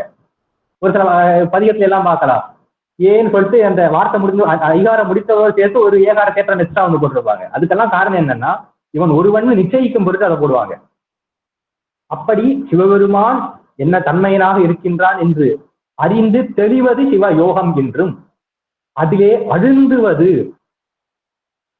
சிவயோகத்திலே இறைவன் இந்த தன்மையை என்று அறிந்து அதிலே அழுந்துவது சிவயோகம் என்றும், சிவபோகம் என்பது அதோடு ஒன்றுதல் சிவபோகம் அப்படின்ற. சிவபோகம்னா உள்ளபடி அது முக்தி நிலை. அந்த இடத்திலே இறைவன் உயிரானது இறையோடு கலந்துவிடும், நடலை பிறப்பு ஒழியும் நாளது அப்படின்றது. அந்த வகையில சிவபோகம் என்றால் அது ஒன்றுதல் அப்படின்னு பார்க்கிறோம். இந்த வகையில தசகாரியமானது அமைகிறது. அடுத்து இந்த தசகாரியம் எந்தெந்த நூல்களில எப்படி எல்லாம் கையாண்டாங்க சைவ சித்தாந்த சாஸ்திரத்துல, இல்ல இப்ப வரைக்கும் சொன்னல ஏதாவது திருப்பி சொல்ல வேண்டியது இருக்கா? சொல்லிடுறேன். ஒரு ஷார்ட் ரிவைவ் மாதிரி கேட்டல் சிந்தித்தல் அந்த 4 விஷயத்த ஒரு ஷார்ட்டா ஒரு லைட்டா ஒரு சொல்றீங்களா? அதாவது ஞானத்தின் 4 பாதங்களாக விளங்கும் கேட்டல், தெளிதல், கேட்டல், சிந்தித்தல், தெளிதல், நிஷ்டை கூடல் என்கிற 4மே விரிந்து தசகாரியங்களாக திகழ்ந்தன. அதுல கேட்டல் என்ற நிலை என்பது ஞானத்தில் சரியாக இருப்பது. அதிலே தத்துவ ரூபம், ஆன்ம ரூபம், சிவரூபம் என்பது அமையும். இந்த ரூபங்கள் எனப்படுவது பொதுவாக பொருட்களை அறிதல் என்ற நிலையிலே தத்துவத்தை பொதுவாக அறிதலும், உயிரை பொதுவாக அறிவதும், கடவுளை பொதுவாக அறிவதும் என்ற நிலை ரூபமானது அமையும். இது சரியை ஞானத்தில் சரியை எனப்படுவது கேட்டல். அடுத்து சிந்தித்தல். சிந்தித்தல் எனப்படுவது ஞானத்தில் கிரியையாக விளங்குவது. அதிலே தத்துவ தரிசனம், ஆன்ம தரிசனம் மற்றும் சிவதரிசனம் என்று 3 அதனுள் படும். அவை எந்த வகையிலே அமையும் என்றால், பொதுவாக கற்றதை சிறப்பாக அறியும் முனைப்பில் அதை ஐயப்பாடோடு அறிதல் என்ற நிலையிலே இந்த 3 தரிசனமானது நிகழும். அது சிந்தித்தல் என்று சொல்லப்படும். தெளிதல். தெளிதல் எனப்படுவது ஞானத்திலே யோகபாதமாக நிகழ்வது. அதிலே தத்துவ சுத்தி, ஆன்ம சுத்தி, சிவயோகம் எனப்படும் 3 நிகழும். அதாவது தத்துவ சுத்தி எனப்படுவதும் ஆன்ம சுத்தி எனப்படுவதும் உயிரானது யான் எனது என்ற நிலை நீங்கும் பொருட்டும், சிவயோகம் எனப்படுவது சிவத்தை நன்றாக தெளிவாக அறிந்து அதில் அழுந்துவது என்றும் காண்கிறோம். அடுத்து நிஷ்டை கூடுதல் என சொல்லப்படக்கூடிய ஞானத்தில் ஞானம் என்னும் மேலான நிலையானது அது சிவபோகம் என்னும் தசகாரியத்தில் விளங்கும் கடைசி நிலையாக கருதப்படுவது. அது சிவத்தோடு ஒன்றல் எனும் முத்தி நிலையை குறிக்கும். இந்த சிவபோகத்தில் இருந்துதான் குருஞான சம்பந்த பிரம்மாச்சாரிய சுவாமிகள் சிவபோக சாரம் எனும் நூலை இயற்றினார். அந்த நிஷ்டை என்னும் நிலையில, அதாவது நிஷ்டை அப்படின்னா என்னன்னா, இந்த கேட்டல், சிந்தித்தல், தெளிதல், நிஷ்டை கூடல், இதுல 2ஆ பிரிப்பாங்க. முதல்ல கேட்டல் சிந்தத்துல 2ஆ பிரிச்சு தெளிந்து நிஷ்டை கூடல் அப்படிங்கிறத 2ஆ பிரிப்பாங்க. இன்னும் நல்லா நுணுக்கமா போனோம்னா கேட்டல், சிந்தித்தல், தெளிதல் இதை 3ஐயும் ஒன்னா வச்சுட்டு நிஷ்டை எடுப்பல் என்பதை வந்துட்டு தனியா ஒரு தட்டுல வச்சும் பார்ப்பாங்க. அப்போ கேட்டல், சிந்தித்தல், தெளிதல் என்று 3க்கும் இதுக்கும் என்ன வித்தியாசம்னா, இது 3மே ஆன்மாவானது கருவிகரணங்களோடு உணர்ந்து பெரும் அறிவு. கேட்டல், தெளிதல், தெளிதல் என்பது ஆன்மாவானது தத்துவங்களாகப்படும் கருவிகளோடு நின்று அறியும் அறிவானது இந்த 3மே. அந்த இடம் வந்துட்டு எப்பவுமே ஒரு குறைபாடோட தான் இருக்கும். ஏன்னா தத்துவங்கள் எனப்படும் மாயாகாரிய பொருட்கள் ஆயிடுச்சு, அது மயக்கமும் செய்கின்றானே. அப்போ இதன் மூலியமாக வரக்கூடிய ஞானம், அறிவு எனப்படுவது அது குறைபாடுடையதாகவே திகழும். ஆனா நிஷ்டை என்பது அப்படி கிடையாது. நிஷ்டை என்பது ஆன்மாவானது இந்த கருவிகளை கடந்து தத்துவங்களை விட்டு சிவானுபோதத்திலே அது இருந்து உணரப்படுவதுதான் நிஷ்டை கூடுதல் அப்படின்றோம். இது 3க்கும் சிவ நிஷ்டைக்கும் என்ன வித்தியாசம்னா, 3மே கருவிகளின் துணையோடு அறிவது. இந்த கருவி எனப்படுவது ஐம்புலன்கள், இந்த 36 தத்துவங்கள் எல்லாமே ஒடுங்கும். இந்த கருவியோட துணையோடு அது அறிந்தா அதுக்கு பேர் இந்த கேட்டல், சிந்தித்தல், தெளிதல். இந்த கருவிகளை விட்டு சிவானுபோதத்திலே அது அறிந்தால் அதற்கு பேர் நிஷ்டை கூடுதல். அதனாலதான் இந்த நிஷ்டை கூடலில் தரக்கூடிய அறிவானது மேலான அறிவாக குறைபாடு இல்லாத ஞானமாக இருக்கும். உபதேசம் செய்பவர்கள் நிஷ்டை கூடிய பின்புதான் உபதேசம் செய்ய வேண்டும் சொல்றாங்கன்னா, அவன் அந்த கேட்டை தெளிதலை எல்லாம் அனுபவத்தில் காண வேண்டும். கருவிகளை விட்டு ஒரு சுத்த நிலையை அவன் இருந்து அதை அனுபவித்த பின்புதான் மற்றவர்கள் சொல்ல வேண்டும் அப்படின்றாங்க. அப்ப அந்த நிலையில நிஷ்டை கூடுதல், சிந்தித்தல், தெளிதல், கேட்டல் என்பது இந்த 4க்கும் பிரிவாக தசகாரியம் சொல்லிட்டு இந்த நிலையிலே நான் இதை விளக்கினேன். வேற இதுக்கு மேல ஏதாவது தெளிவா சொல்லணுமா? புரிஞ்சது இல்லையா எல்லாருக்கும்?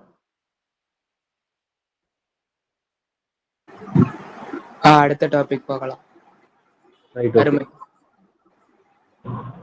இப்போ இந்த தசகாரியங்கள் சொன்ன தசகாரியங்களான நம்முடைய சாஸ்திர நூல்கள்ல எங்கெங்க எப்படி எல்லாம் பேசியிருக்காங்க, இதை கட்டாயமா தெரிஞ்சுக்கணும். தசகாரியம் சொல்றோம், சைவர்களானவர் படிக்கும்போது பிரமாணத்தோட படிக்கணும், இல்லைன்னா படிக்க கூடாதுன்னு வாங்க ஆசாரியர்கள்லாம். அப்படி எங்கெல்லாம் இருக்காங்க? முதல்ல சிவஞான போதம். சிவஞான போதத்துல 8ஆம் சூத்திரம். 8ஆம் சூத்திரம் என்பது இறைவன் குருவாக வந்து உணர்த்தும் நிலை. இந்த சாஸ்திரத்துக்கும் தோத்திரங்களுக்கும் இருக்கின்ற எவ்வளவு பெரிய ஒற்றுமை பாருங்க.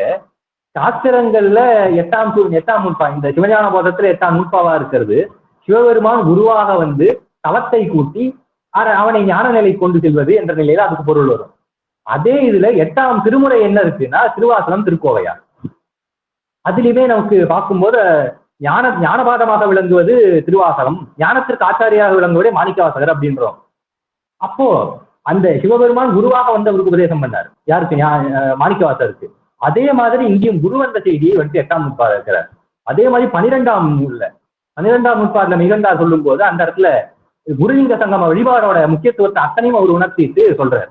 அதே மாதிரி 12ஆம் திருமுறையில எப்படி இருக்குன்னா பெரிய புராணம், அது உள்ளபடியே குருலிங்க சங்கம வழிபாடு. எவ்வளவு ஒரு ஒற்றுமையான ஒரு இது இரண்டிற்கும் பார்க்கும்போது இதை வச்சா நமக்கு தெரியும். அந்த 8ஆம் நூற்றாண்டுல மிகண்டார் சொல்லும் போது ஐம்புல வேடரின் அயர்ந்தனை வளர்ந்து எனகம் முதல் குருமாய் தோன்றி தவத்தினில் உணர்த்த விட்டு அந்நியமின்மையின் அரங்கடல் செல்லுமே அப்படின்ற. இதுக்கு பொருள் சொல்ல போனா கட்டாயமா 2 நாள் உட்கார வச்சு சொல்லலாம். அவ்வளவு ஒரு பெரிய டாபிக். இந்த ஒரு சூத்திரம் மட்டுமே ரொம்ப விரிந்தது. அப்போ இதுல நம்ம கான்செப்ட் மட்டும் போறோம்னா இல்ல 2 வார்த்தைகள் விட்டு செல்லுமே அப்படின்ற.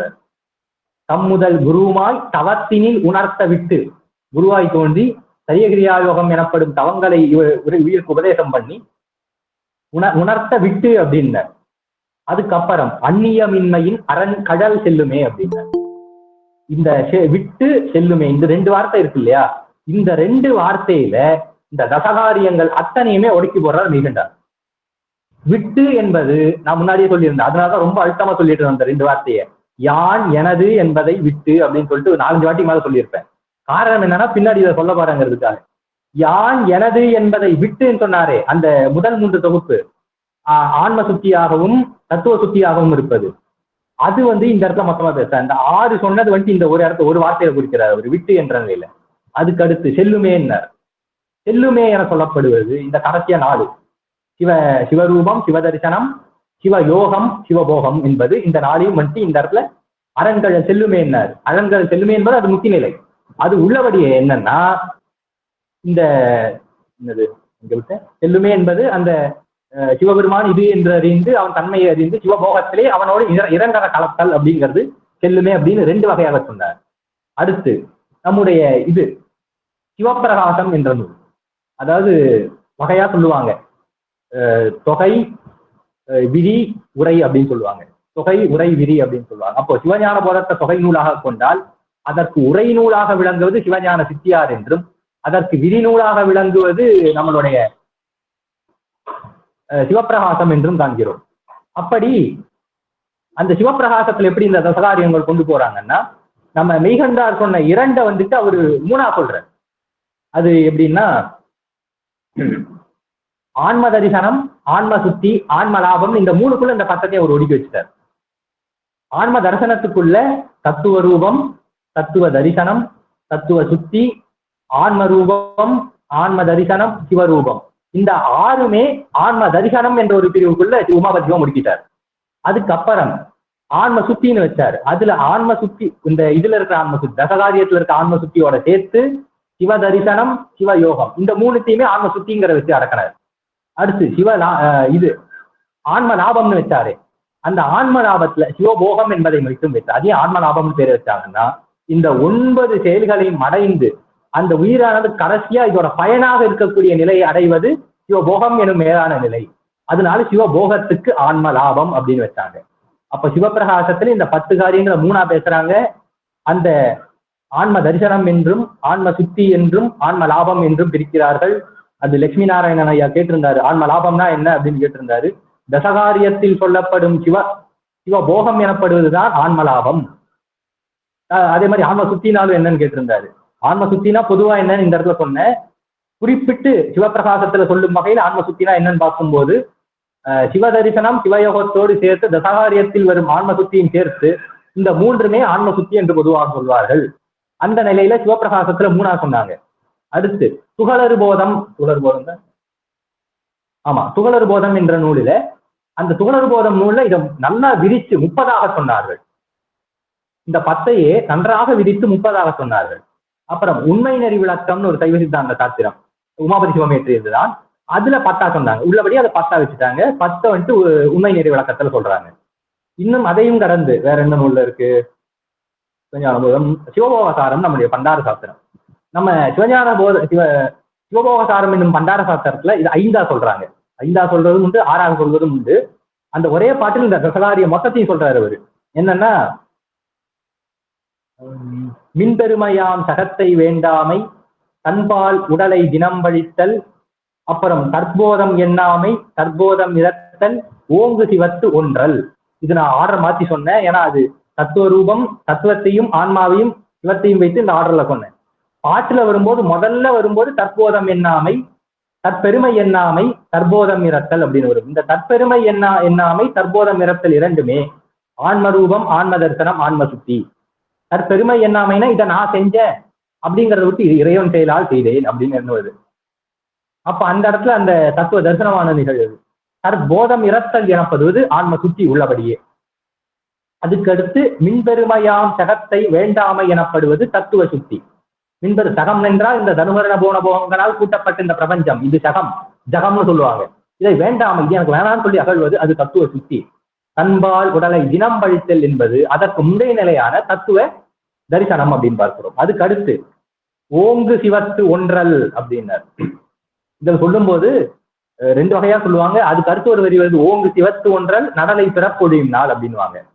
அப்போ ஓங்கு சிவத்து ஒன்றல்னு சொல்ற அந்த ஒரு வரியிலேயே இந்த சிவத்தை குறிக்கும் அந்த 4 காரியங்களும் ஒடுங்கும். சிவரூபம், சிவ தரிசனம், சிவயோகம், சிவபோகம், இதை 4ஐயும் சொல்லலாம். அது இல்லாம சிவ யோகத்தோடு இங்க நிறுத்தி கொண்டு, யோகம்னா சிவத்தோடு அழுந்துதல் அப்படின்னு. அப்போ ஓங்கு சிவத்து ஒன்றல் என்பது இந்த அழுந்ததோடு நிறுத்தி கொண்டு, நடலை பிறப்பொழியும் நாள் என்பது சிவபோகமாக எடுத்துக்கொள்ளனாலும் கொள்ளலாம். அப்படி சிவபோகசாரம் என்னும் பண்டார சாஸ்திரத்திலேயும் தசகாரியமானது 5ஆகவும் 6ஆகவும் பேசப்படுகிறது அப்படின்னு பாக்குறோம். இந்த வகையில சாஸ்திரங்கள்ல தசகாரியம் பேசப்படுது. தோத்திரங்கள்ல எங்கெல்லாம் தசகாரியம் பேசப்படுதுன்னா, திருவெம்பாவையில மாணிக்கவாசர் சொல்லும் போது 10உடையீர் ஈசன் பல அடியீர் பாங்குடையீர். இந்த 10உடையீர் சொல்லும் போது இப்ப இருக்கிற உரை நூல்ல எல்லாம் பற்று, ஈசன் மேல் பற்றுடையவர்கள் அப்படின்றாங்க. அது தப்பான உரை. அது 10 செயல்களுக்கும் உரியவர்களாக திகழ்வர்கள், 10 உடையவர்கள் அப்படின்னு சொல்லி இந்த தசகாரியத்தை பேசுகின்றார்கள். அது இல்லாம திருநாவுக்கரசு சுவாமிகள் சொல்லும் போது தன்னுடைய அந்த அப்பூதி நாயனாரோட மூத்த திருநாவுக்கரசு விடம் தீர்த்த பதிகம் 1 கொலாம் அப்படின்னு ஆரம்பிக்கும் அந்த பதிகம். அதுல கடைசி பாட்டுல 10 கொலாம் அவர் பாம்பின்கண் பாம்பின்பல்னு சொல்லி ஆரம்பிக்கும் போது கடைசியில 10 கொலாம் அடியார் செயல்தாமே, சிவன் அடியார்களுடைய செயல் எனப்படுவது 10 அப்படின்னு சொல்லிட்டு தோத்திரங்கள்ல நம்மளுடைய திருநாவுக்கரசு சுவாமிகளும் பேசுறாரு. இந்த வகையில தசகாரியமானது முற்றும். தசகாரியம் எல்லாருக்கும் புரிஞ்சது இல்ல, ஐயப்பாடு இல்லையே. ஏன்னா இருக்கு சைவ சித்தாந்த கான்செப்ட்லயே ரொம்ப கடினமான கான்செப்ட்னா தசகாரியம் தான் சொல்லுவாங்க. அதை என்னால முடிஞ்ச அளவுக்கு எவ்வளவு விளக்க முடியுமோ அந்த அளவு விளக்கியிருக்கேன். புரிஞ்சது இல்லையா?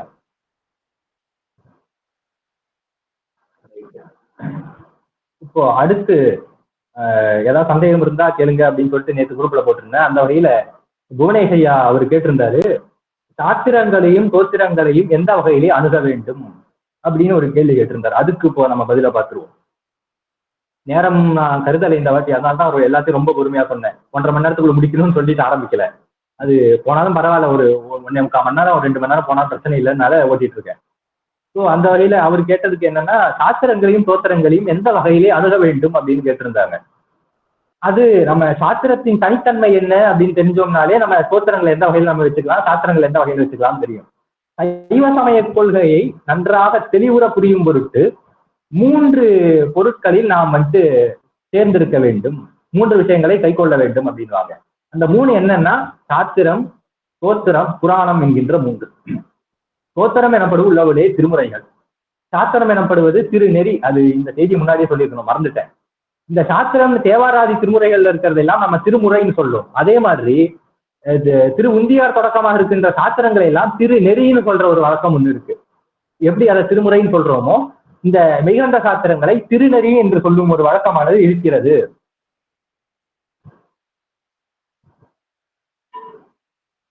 சண்முகா, அப்ப திருநெறின்னு இருக்கிற ஒரு வழக்கம் இருக்கு அப்படின்ற. அதுல சைவ சமய கொள்கை, சைவ சமயமானது இதை தான் சொல்லுது அப்படின்னு நம்ம அறிஞ்சிக்கணும்னா 3 பொருட்களையும் கை கொள்ளணும். இதை ஒன்றை மட்டும் எடுத்துக்கூடாது, 3மே எடுத்து 3ம் என்ற வகையிலே அணுகுது. நம்ம அதை பார்த்துதான் நம்ம சைவ சமயத்தின் கொள்கையானது முழுக்க நம்ம தெரிஞ்சுக்க முடியும். அப்படி சாத்திரம், தோத்திரம், புராணம் என்று 3. இந்த 3த்தையுமே கை. அப்போ சாத்திரத்துக்கும் தோத்திரத்துக்கும் இருக்கின்ற வித்தியாசங்கள் எல்லாம் என்ன, அதை இப்ப நம்ம பார்க்கிறோம். இந்த தோத்திரத்தை பொறுத்தவரையிலே கற்பனைகள் யானது பல வகையாக அமைந்திருக்கும். ஞானசம்பந்தர் எல்லாம் பாடும்போது திருக்கேதாரம் ஒரு தலம் இருக்கு, அதுல சொல்லும்போது வண்டுபாட மயிலாட மான்கற்றுள்ள துணை நீளமுட்டலரும் கேதாரமே அப்படின்னு சொல்றாரு. அந்த இது என்ன சொல்றது, அந்த ஒரு தடாகம் ஒண்ணு இருக்கான் திருக்கேதாரத்துல, அதுல நீலோத்பல மலர்களானது மலர்ந்து கொண்டிருக்கிறது. அதை சுத்தி வண்டுகள் பாடிட்டு இருக்கு.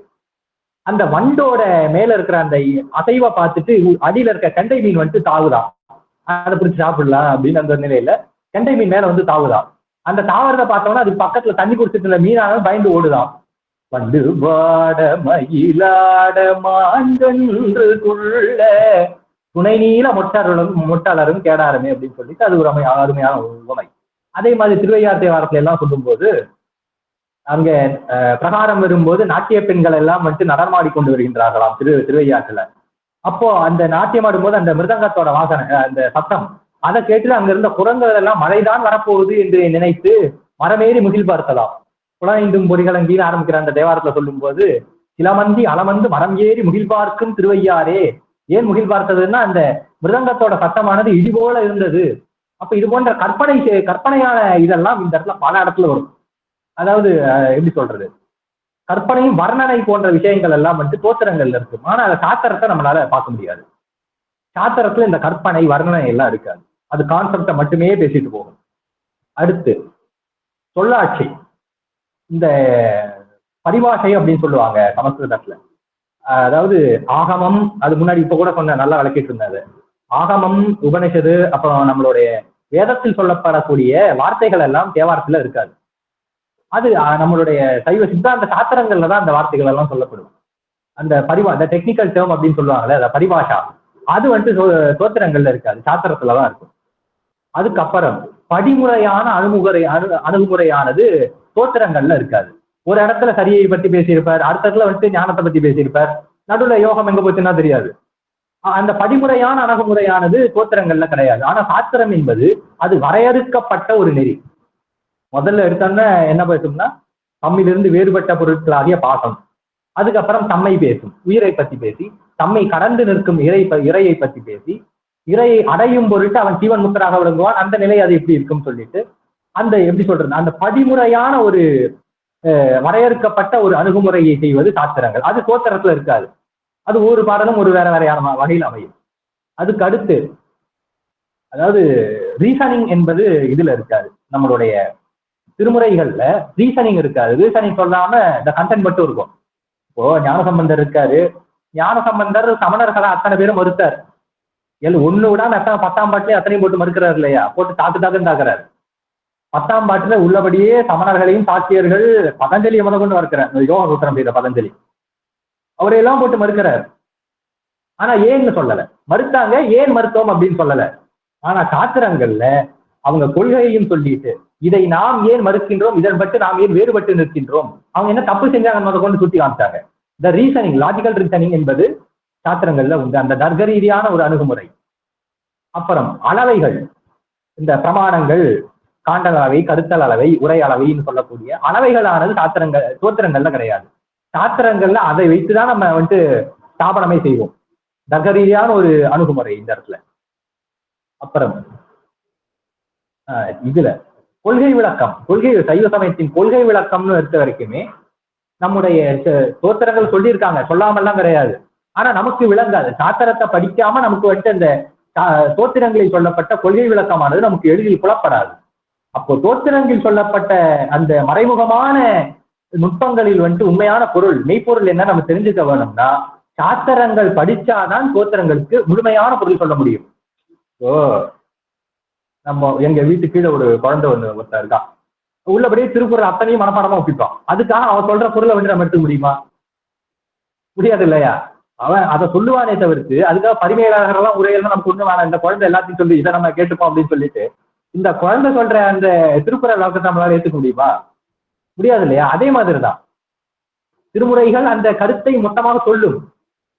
அதை நம்ம மேலோட்டமா படிச்சுட்டு சாத்திரம் படிக்காம அந்த வகையில் நம்ம அனுபவப்படுத்தோம்னா பொருள் சொல்லலாம். ஆனா அது சொல்லும் முழுமையான பொருள் என்ன நம்ம தெரிஞ்சுக்கணும்னா சாத்திரங்களோடு தோத்திரங்களை ஒப்பிட்டு பார்த்தால்தான் அதோட முழுமை பொருள் என்ன நம்ம புரியும். அதனாலதான் சாத்திரங்களை மொத்தமா கை கொண்டு ஆண்டவர்கள் தான் தோத்திரங்களுக்கு பொருள் சொல்லணும். சாத்திரம் படிக்காம தோத்திரங்களுக்கு பொருள் சொன்னா பாவம்னே சொல்லுவாங்க. அந்த வகையில நம்ம இதை சாத்திரங்களையும் தோத்திரங்களையுமானது அணுக வேண்டும் அப்படின்னு பார்க்கிறோம். வேற ஏதாவது சந்தேகம் இருக்கா? புது சந்தேகங்கள் எது வேணா கேட்கலாம். ஏன்னா ஒரு சிறப்பு வகுப்பு தொகுத்து சொல்றேங்கிற முறையில தசகாரியங்கள் மட்டும் தொகுத்தேன். வேற ஏதாவது சொல்ல வேண்டியது இருக்கா?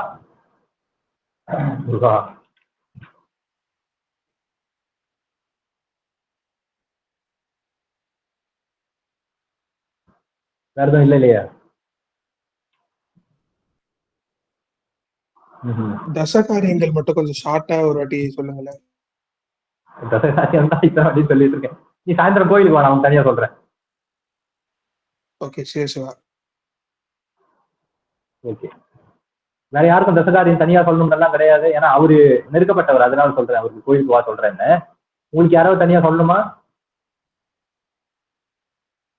இல்ல, ஓகே. வேற ஏதாவது சொல்ல வேண்டியது இருக்கு? ஏதாவது கருத்து விட்டு போட்டதுன்னு பாத்துக்கிறேன்.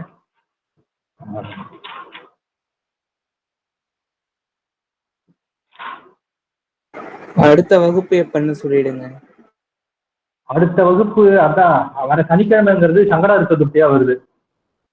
அதனால ஞாயிற்றுக்கிழமை போல மாத்தலாம், இல்லைன்னா சனிக்கிழமை மதியம் போல ஏதாவது வைக்கலாம்னு யோசிச்சுட்டு இருக்கேன். அது நான் குரூப்ல சொல்றேன். அது என்ன என்னோட டைம் டேபிள் என்னன்னு தெரியல, அதை பார்த்து சொல்றேன். வேற என்ன இல்லைங்க. அந்த பொய்காட்டி பொய் அகற்றிக்கு அது எதுக்கு இந்த இத்தனையும் தசகாரியம் எதுக்காக விளக்கணும்னா உண்மை விளக்கத்தோட ஒரு வரி பொய்காட்டி பொய்யகற்றி போதானந்த பொருளா மெய்காட்டும் என்கின்ற அந்த ஒரு வரிக்கு பொருள் சொல்லும் பொருட்டு இவ்வளவு விளக்கம் சொல்ல வேண்டியதா இருக்கு. அப்போ சாத்திரங்களோட நுட்பம் அந்த நிலையில இருக்கு அப்படின்றோம். அது மட்டும் இல்லாம இன்னொரு கருத்து, இங்க தசகாரியம் மட்டும் சொல்லிட்டேன். தசகாரியத்தோடு இணைந்த ஒரு கருத்து இதையும் சொல்லிடணும். பரஞானம் அபரஞானம் சொல்லியிருந்தேன். அதாவது முதல்ல ஒரு இன்ட்ரடக்ஷன் கொடுக்கும்போது பொய்காட்டி பொய் அகற்றிங்கிறதுக்கு அபரஞானத்தையும் பரஞானத்தையும் அறிந்தும் அகழ்வதுமாக அப்படின்னு சொல்லியிருந்தேன். அப்போ இந்த பரஞானம் அபரஞானம் என்பதுதான் தசகாரியமாக வருது. ஆன்ம சுத்தி வரைக்கும் இருப்பது என்பது பரஞானம். ஆன்மாவும் தத்துவங்களும் இந்த தன்மை எதுன்னு அறியுதே அது. அதாவது பாசஞானத்தையும் பசுஞானத்தையும் தான் அபரஞானம்னு சொல்றோம். பரஞானம் எனப்படுவது பதிஞானம் அப்படின்னு இறைவனை அறிவது. அந்த வகையில் அபரஞானம்னா இந்த தசகாரியங்கள்ல ஆன்ம சுத்தி வரைக்கும் சொன்னேன் இல்லையா, இந்த ஆன்ம சுத்தி வரைக்கும் சொன்னதான் இந்த அபரஞானம் எனப்படுவது. அதுக்கப்புறம் முதிர்ந்த நிலை அதுதான் பரஞானம் எனப்படும். அந்த சிவத்தை ஒட்டி அந்த 4 இது இருக்கே, காரியங்கள் இருக்கே, அது 4மே பரஞானம் என்ற நிலையில பார்க்கின்றோம். அப்படி பொய்காட்டி பொய்யகற்றி போதானந்த பொருளாம் மெய்காட்டும் மெய்கைந்தாய் என்று சொல்ல போது தசகாரிய அனுபவங்களை நமக்கு தந்தும் அதிலிருந்து வேறுபட்டவர்கள் நாம் என்று உணர்த்தி சிவமாம்பேற்றை மெய்ப்பொருளை காட்டக்கூடிய மெய்கண்ட தேசிகனே அப்படின்னு சொல்லிட்டு இந்த கேள்வி நீ கொஞ்சம் விண்ணப்பமா கேளு அப்படின்னு சொல்லிட்டு மனவாசங்கரந்தார் ஆரம்பிக்கிறார்.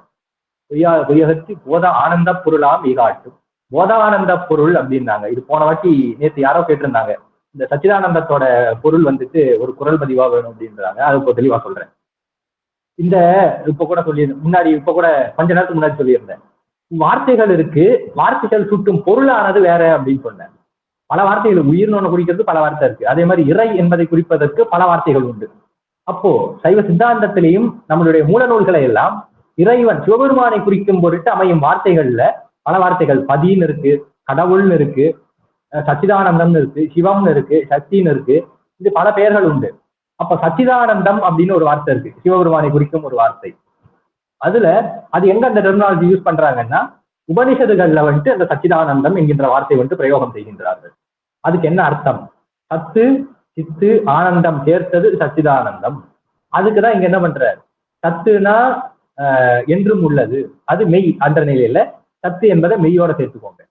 சித்து என்பது அறிவு, அது போதம் அப்படின்னு சேர்த்துக்கோங்க. ஆனந்தம் என்பது இங்கே ஆனந்தம்னே சொல்றாங்க, சச்சிதானந்தம் போத ஆனந்த பொருள் அப்படின்றாங்களே, அப்ப ஆனந்தத்தை ஆனந்தத்தோடு சேர்த்துக்கலாம். சத்து எனப்படுவது என்றும் உள்ள பொருள். மெய்ப்பொருள்னா என்னன்னு சொல்லும் போது என்றும் ஒரு தன்மையாய் வேறடையாது இருக்கும் பொருள் மெய்ப்பொருள் அப்படின்னு. அப்போ சத்து எனப்படுவது மெய்ப்பொருள், சித்து எனப்படுவது அறிவு பொருள். சித்துனா அறிவுன்னு அர்த்தம், ஞானம்னு அர்த்தம். அப்ப போதம் என்ற சொல்லுக்கு பொருள் கூறும் பொறுத்து தெளிந்ததை அனுபவ ரீதியாக கண்டு அறிவது என்பது போதம் அப்படின்னு பார்த்தேன். அறிந்ததை தெளிவது போகம் அப்படின்னு பார்க்கிறோம். அப்போ போதம் என்பது அறிவாக எடுத்துக்கொண்டாலும், சித்து என்று எடுத்துக்கொண்டால், ஆனந்தம் என்பது உள்ளபடியே அது இன்ப நிலை. அதை எடுத்துக்கிட்டோம்னா சத்து சித்து ஆனந்தம் எனப்படும் இதைதான் இங்கே போத ஆனந்த பொருளா மெய் அப்படின்னு சொல்லிட்டு நம்மளுடைய மனவாசங்கிறது தான் சொல்றாரு. அது இறைவனுடைய சச்சிதானந்த தத்துவத்தை வெளிப்படையாக பிரதிபலிக்கும் ஒரு ரூபம் எனப்படுவதுதான் சோமஸ்கந்த ரூபம். 25 மகேஸ்வர மூர்த்தங்கள்ல இந்த சோமஸ்கந்த மூர்த்தத்துக்கே நம்ம அவ்வளவு முக்கியத்துவம் கொடுத்தோம். எல்லா ஊர்லயும் புறப்பாடுன்னு சொல்லி வச்சிருக்கும் போது சோமஸ்கந்தர் தான் போவார். 10 நாள் புறப்பாட்டுக்கும் சோமஸ்கந்தர் தான் போவார். முக்கியமான விசேஷம் தான். ஒரு சில திருநெல்வேலி போன்ற தலங்கள்ல தான் உமாசகித மூர்த்தி எல்லாம் வச்சிருக்கோம். அப்படி ஏன் சோமஸ்கந்த மூர்த்திக்கு மட்டும் இவ்வளவு முக்கியத்துவம்? இறைவனுடைய அந்த சச்சிதானந்த தத்துவத்தை வெளிப்படையாக பிரதிபலித்து, அது இறைவன் உலா வருவது எனப்படுவது அது உள்ளபடியே இருப்பவர்களுக்கு தீட்சை கொடுத்தல் அப்படின்வாங்க. திருக்கைலாய ஞான உலாலை எல்லாம் சொல்லும் போது இறைவன் திருவீதி உலா சோமஸ்கந்தராக வருகின்றார் என்றால் அது தீட்சை அப்படின்றாங்க. அப்படி அந்த சச்சிதானந்தத்துக்கு அந்த சோமஸ்கந்தருக்கே அவ்வளவு முக்கியத்துவம்னா அது சச்சிதானந்த தத்துவத்தை வெளிப்படையாக பிரதிபலிக்கும் ஒரு ரூபம்.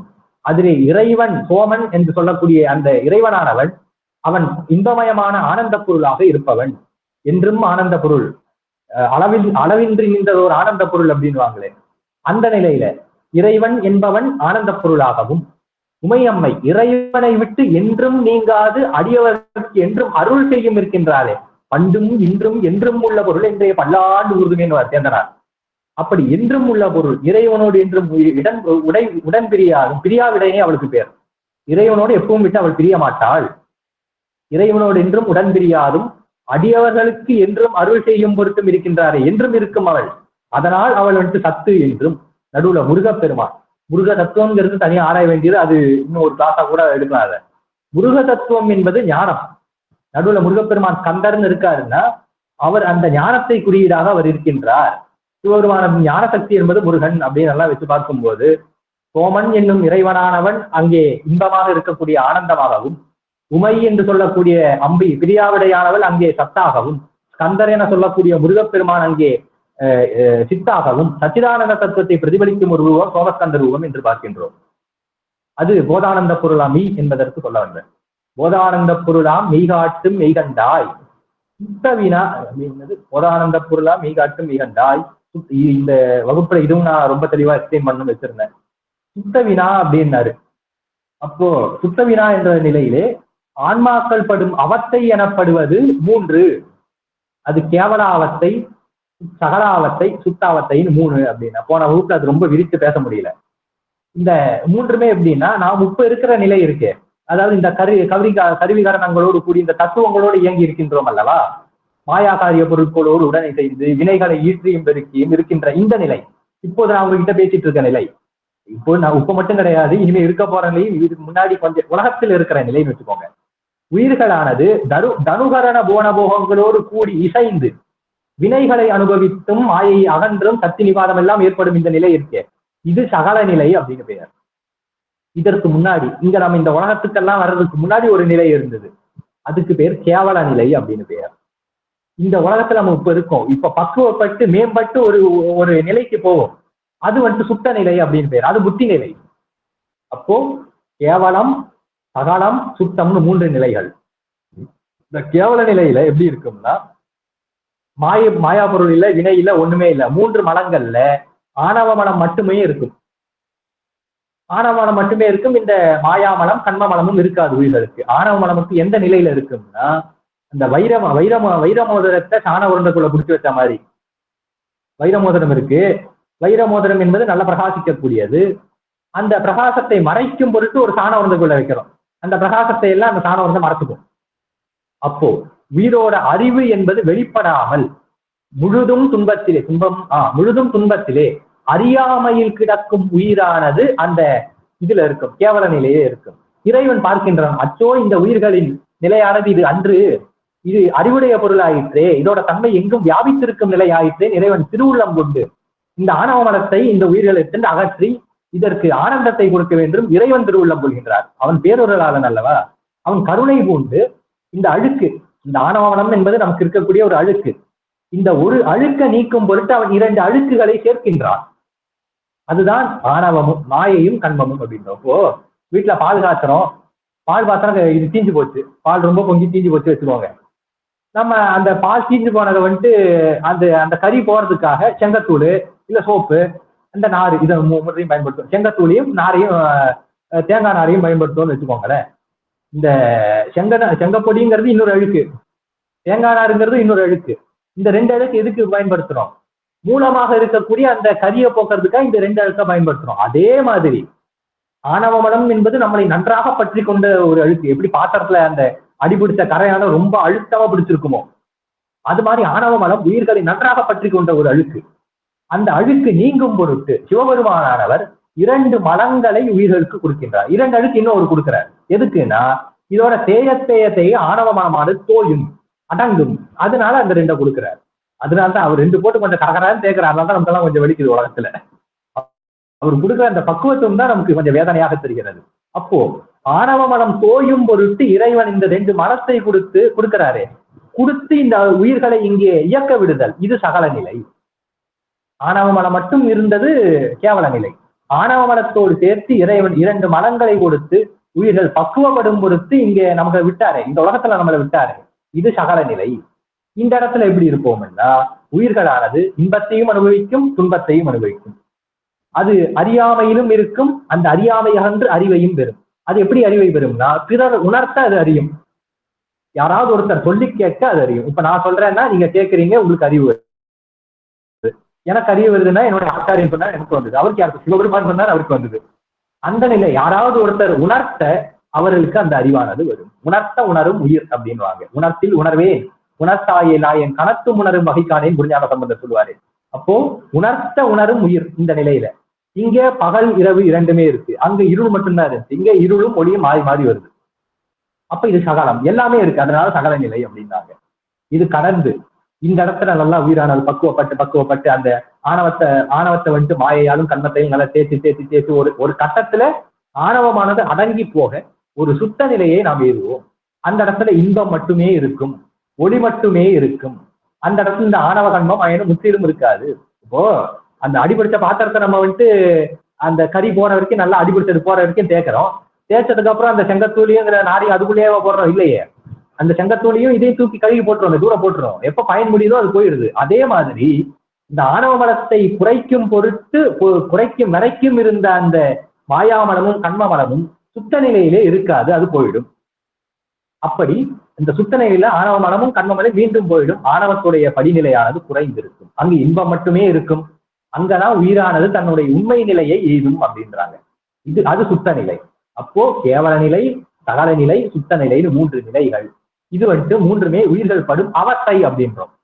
3 அவத்தைகள். இது பின்னாளில் உயிர்கள் தினந்தோறும் படும் அவத்தைன்னு சொல்லிட்டு 5 அவத்தைன்னு சொல்லுவாங்க. அது உறக்கம், சாக்கிரம், துரியம், துரியாதீதம், சுழ்த்தின்னு சொல்லிட்டு அது தனியா போகும். அது நம்ம தனியா ஒரு கான்செப்டா அது பின்னாடி பார்ப்போம். இந்த இடத்துல 3 அவத்தை மட்டும் எடுத்துக்குவாங்க. 3 அவத்தையெல்லாம் இங்க சொல்லும்போது சுத்த வினா ஐயா கேள் அப்படின்னு சொல்லும் போது அந்த சுத்த நிலையை எய்தும் பொருட்டு குருநாதனாகிய சிவபெருமானே மெய்கண்ட தேசிகனே உன்னை நான் கேட்கின்றேன் இந்த வினாக்களை, இதை நீ தெளிவு செய்து எனக்கு சுத்த நிலையாக முக்தி பேற்றை அருளுவாய் என்ற நிலையில இந்த இடத்துல சொல்கின்றார். இந்த கேவல நிலை, சகல நிலை, சுத்த நிலை 3ம் புரிஞ்சது இல்ல? ஐயப்பாடு உண்டா?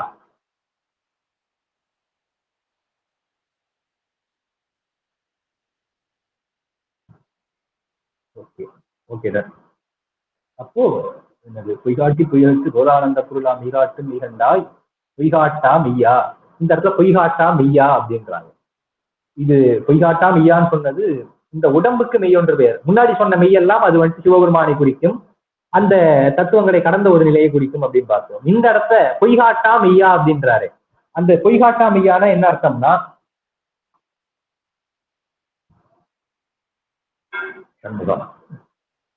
பொய்காட்டாமைனா இந்த இடத்துல மெய் எனப்படுவது உடலை குறிக்கும். உடலுக்கு ஏன் மெய்ன்னு ஒரு பெயர் வந்தது அப்படின்னா மெய்பொருளாகிய உயிரையும் அந்த உயிருக்குள் உரையும் மெய்ப்பொருளாக விளங்கும் சிவபெருமானையும் தன்னுள் ஒடுக்கி வைப்பதால் இந்த ஆகு பெயராக உடலுக்கு மெய் என்று பெயர் வந்தது.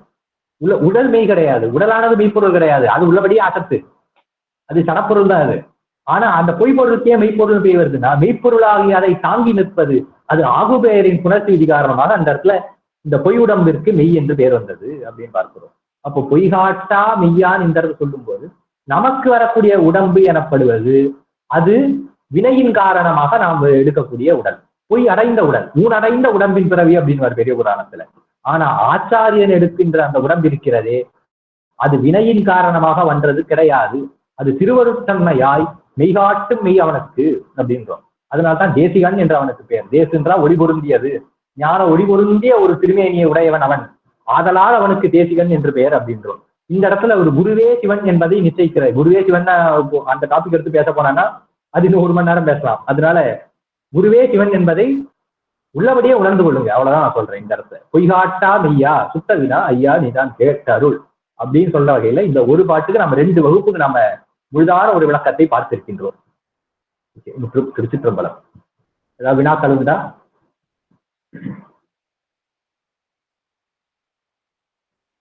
இல்ல முடிச்சுக்கலாமா?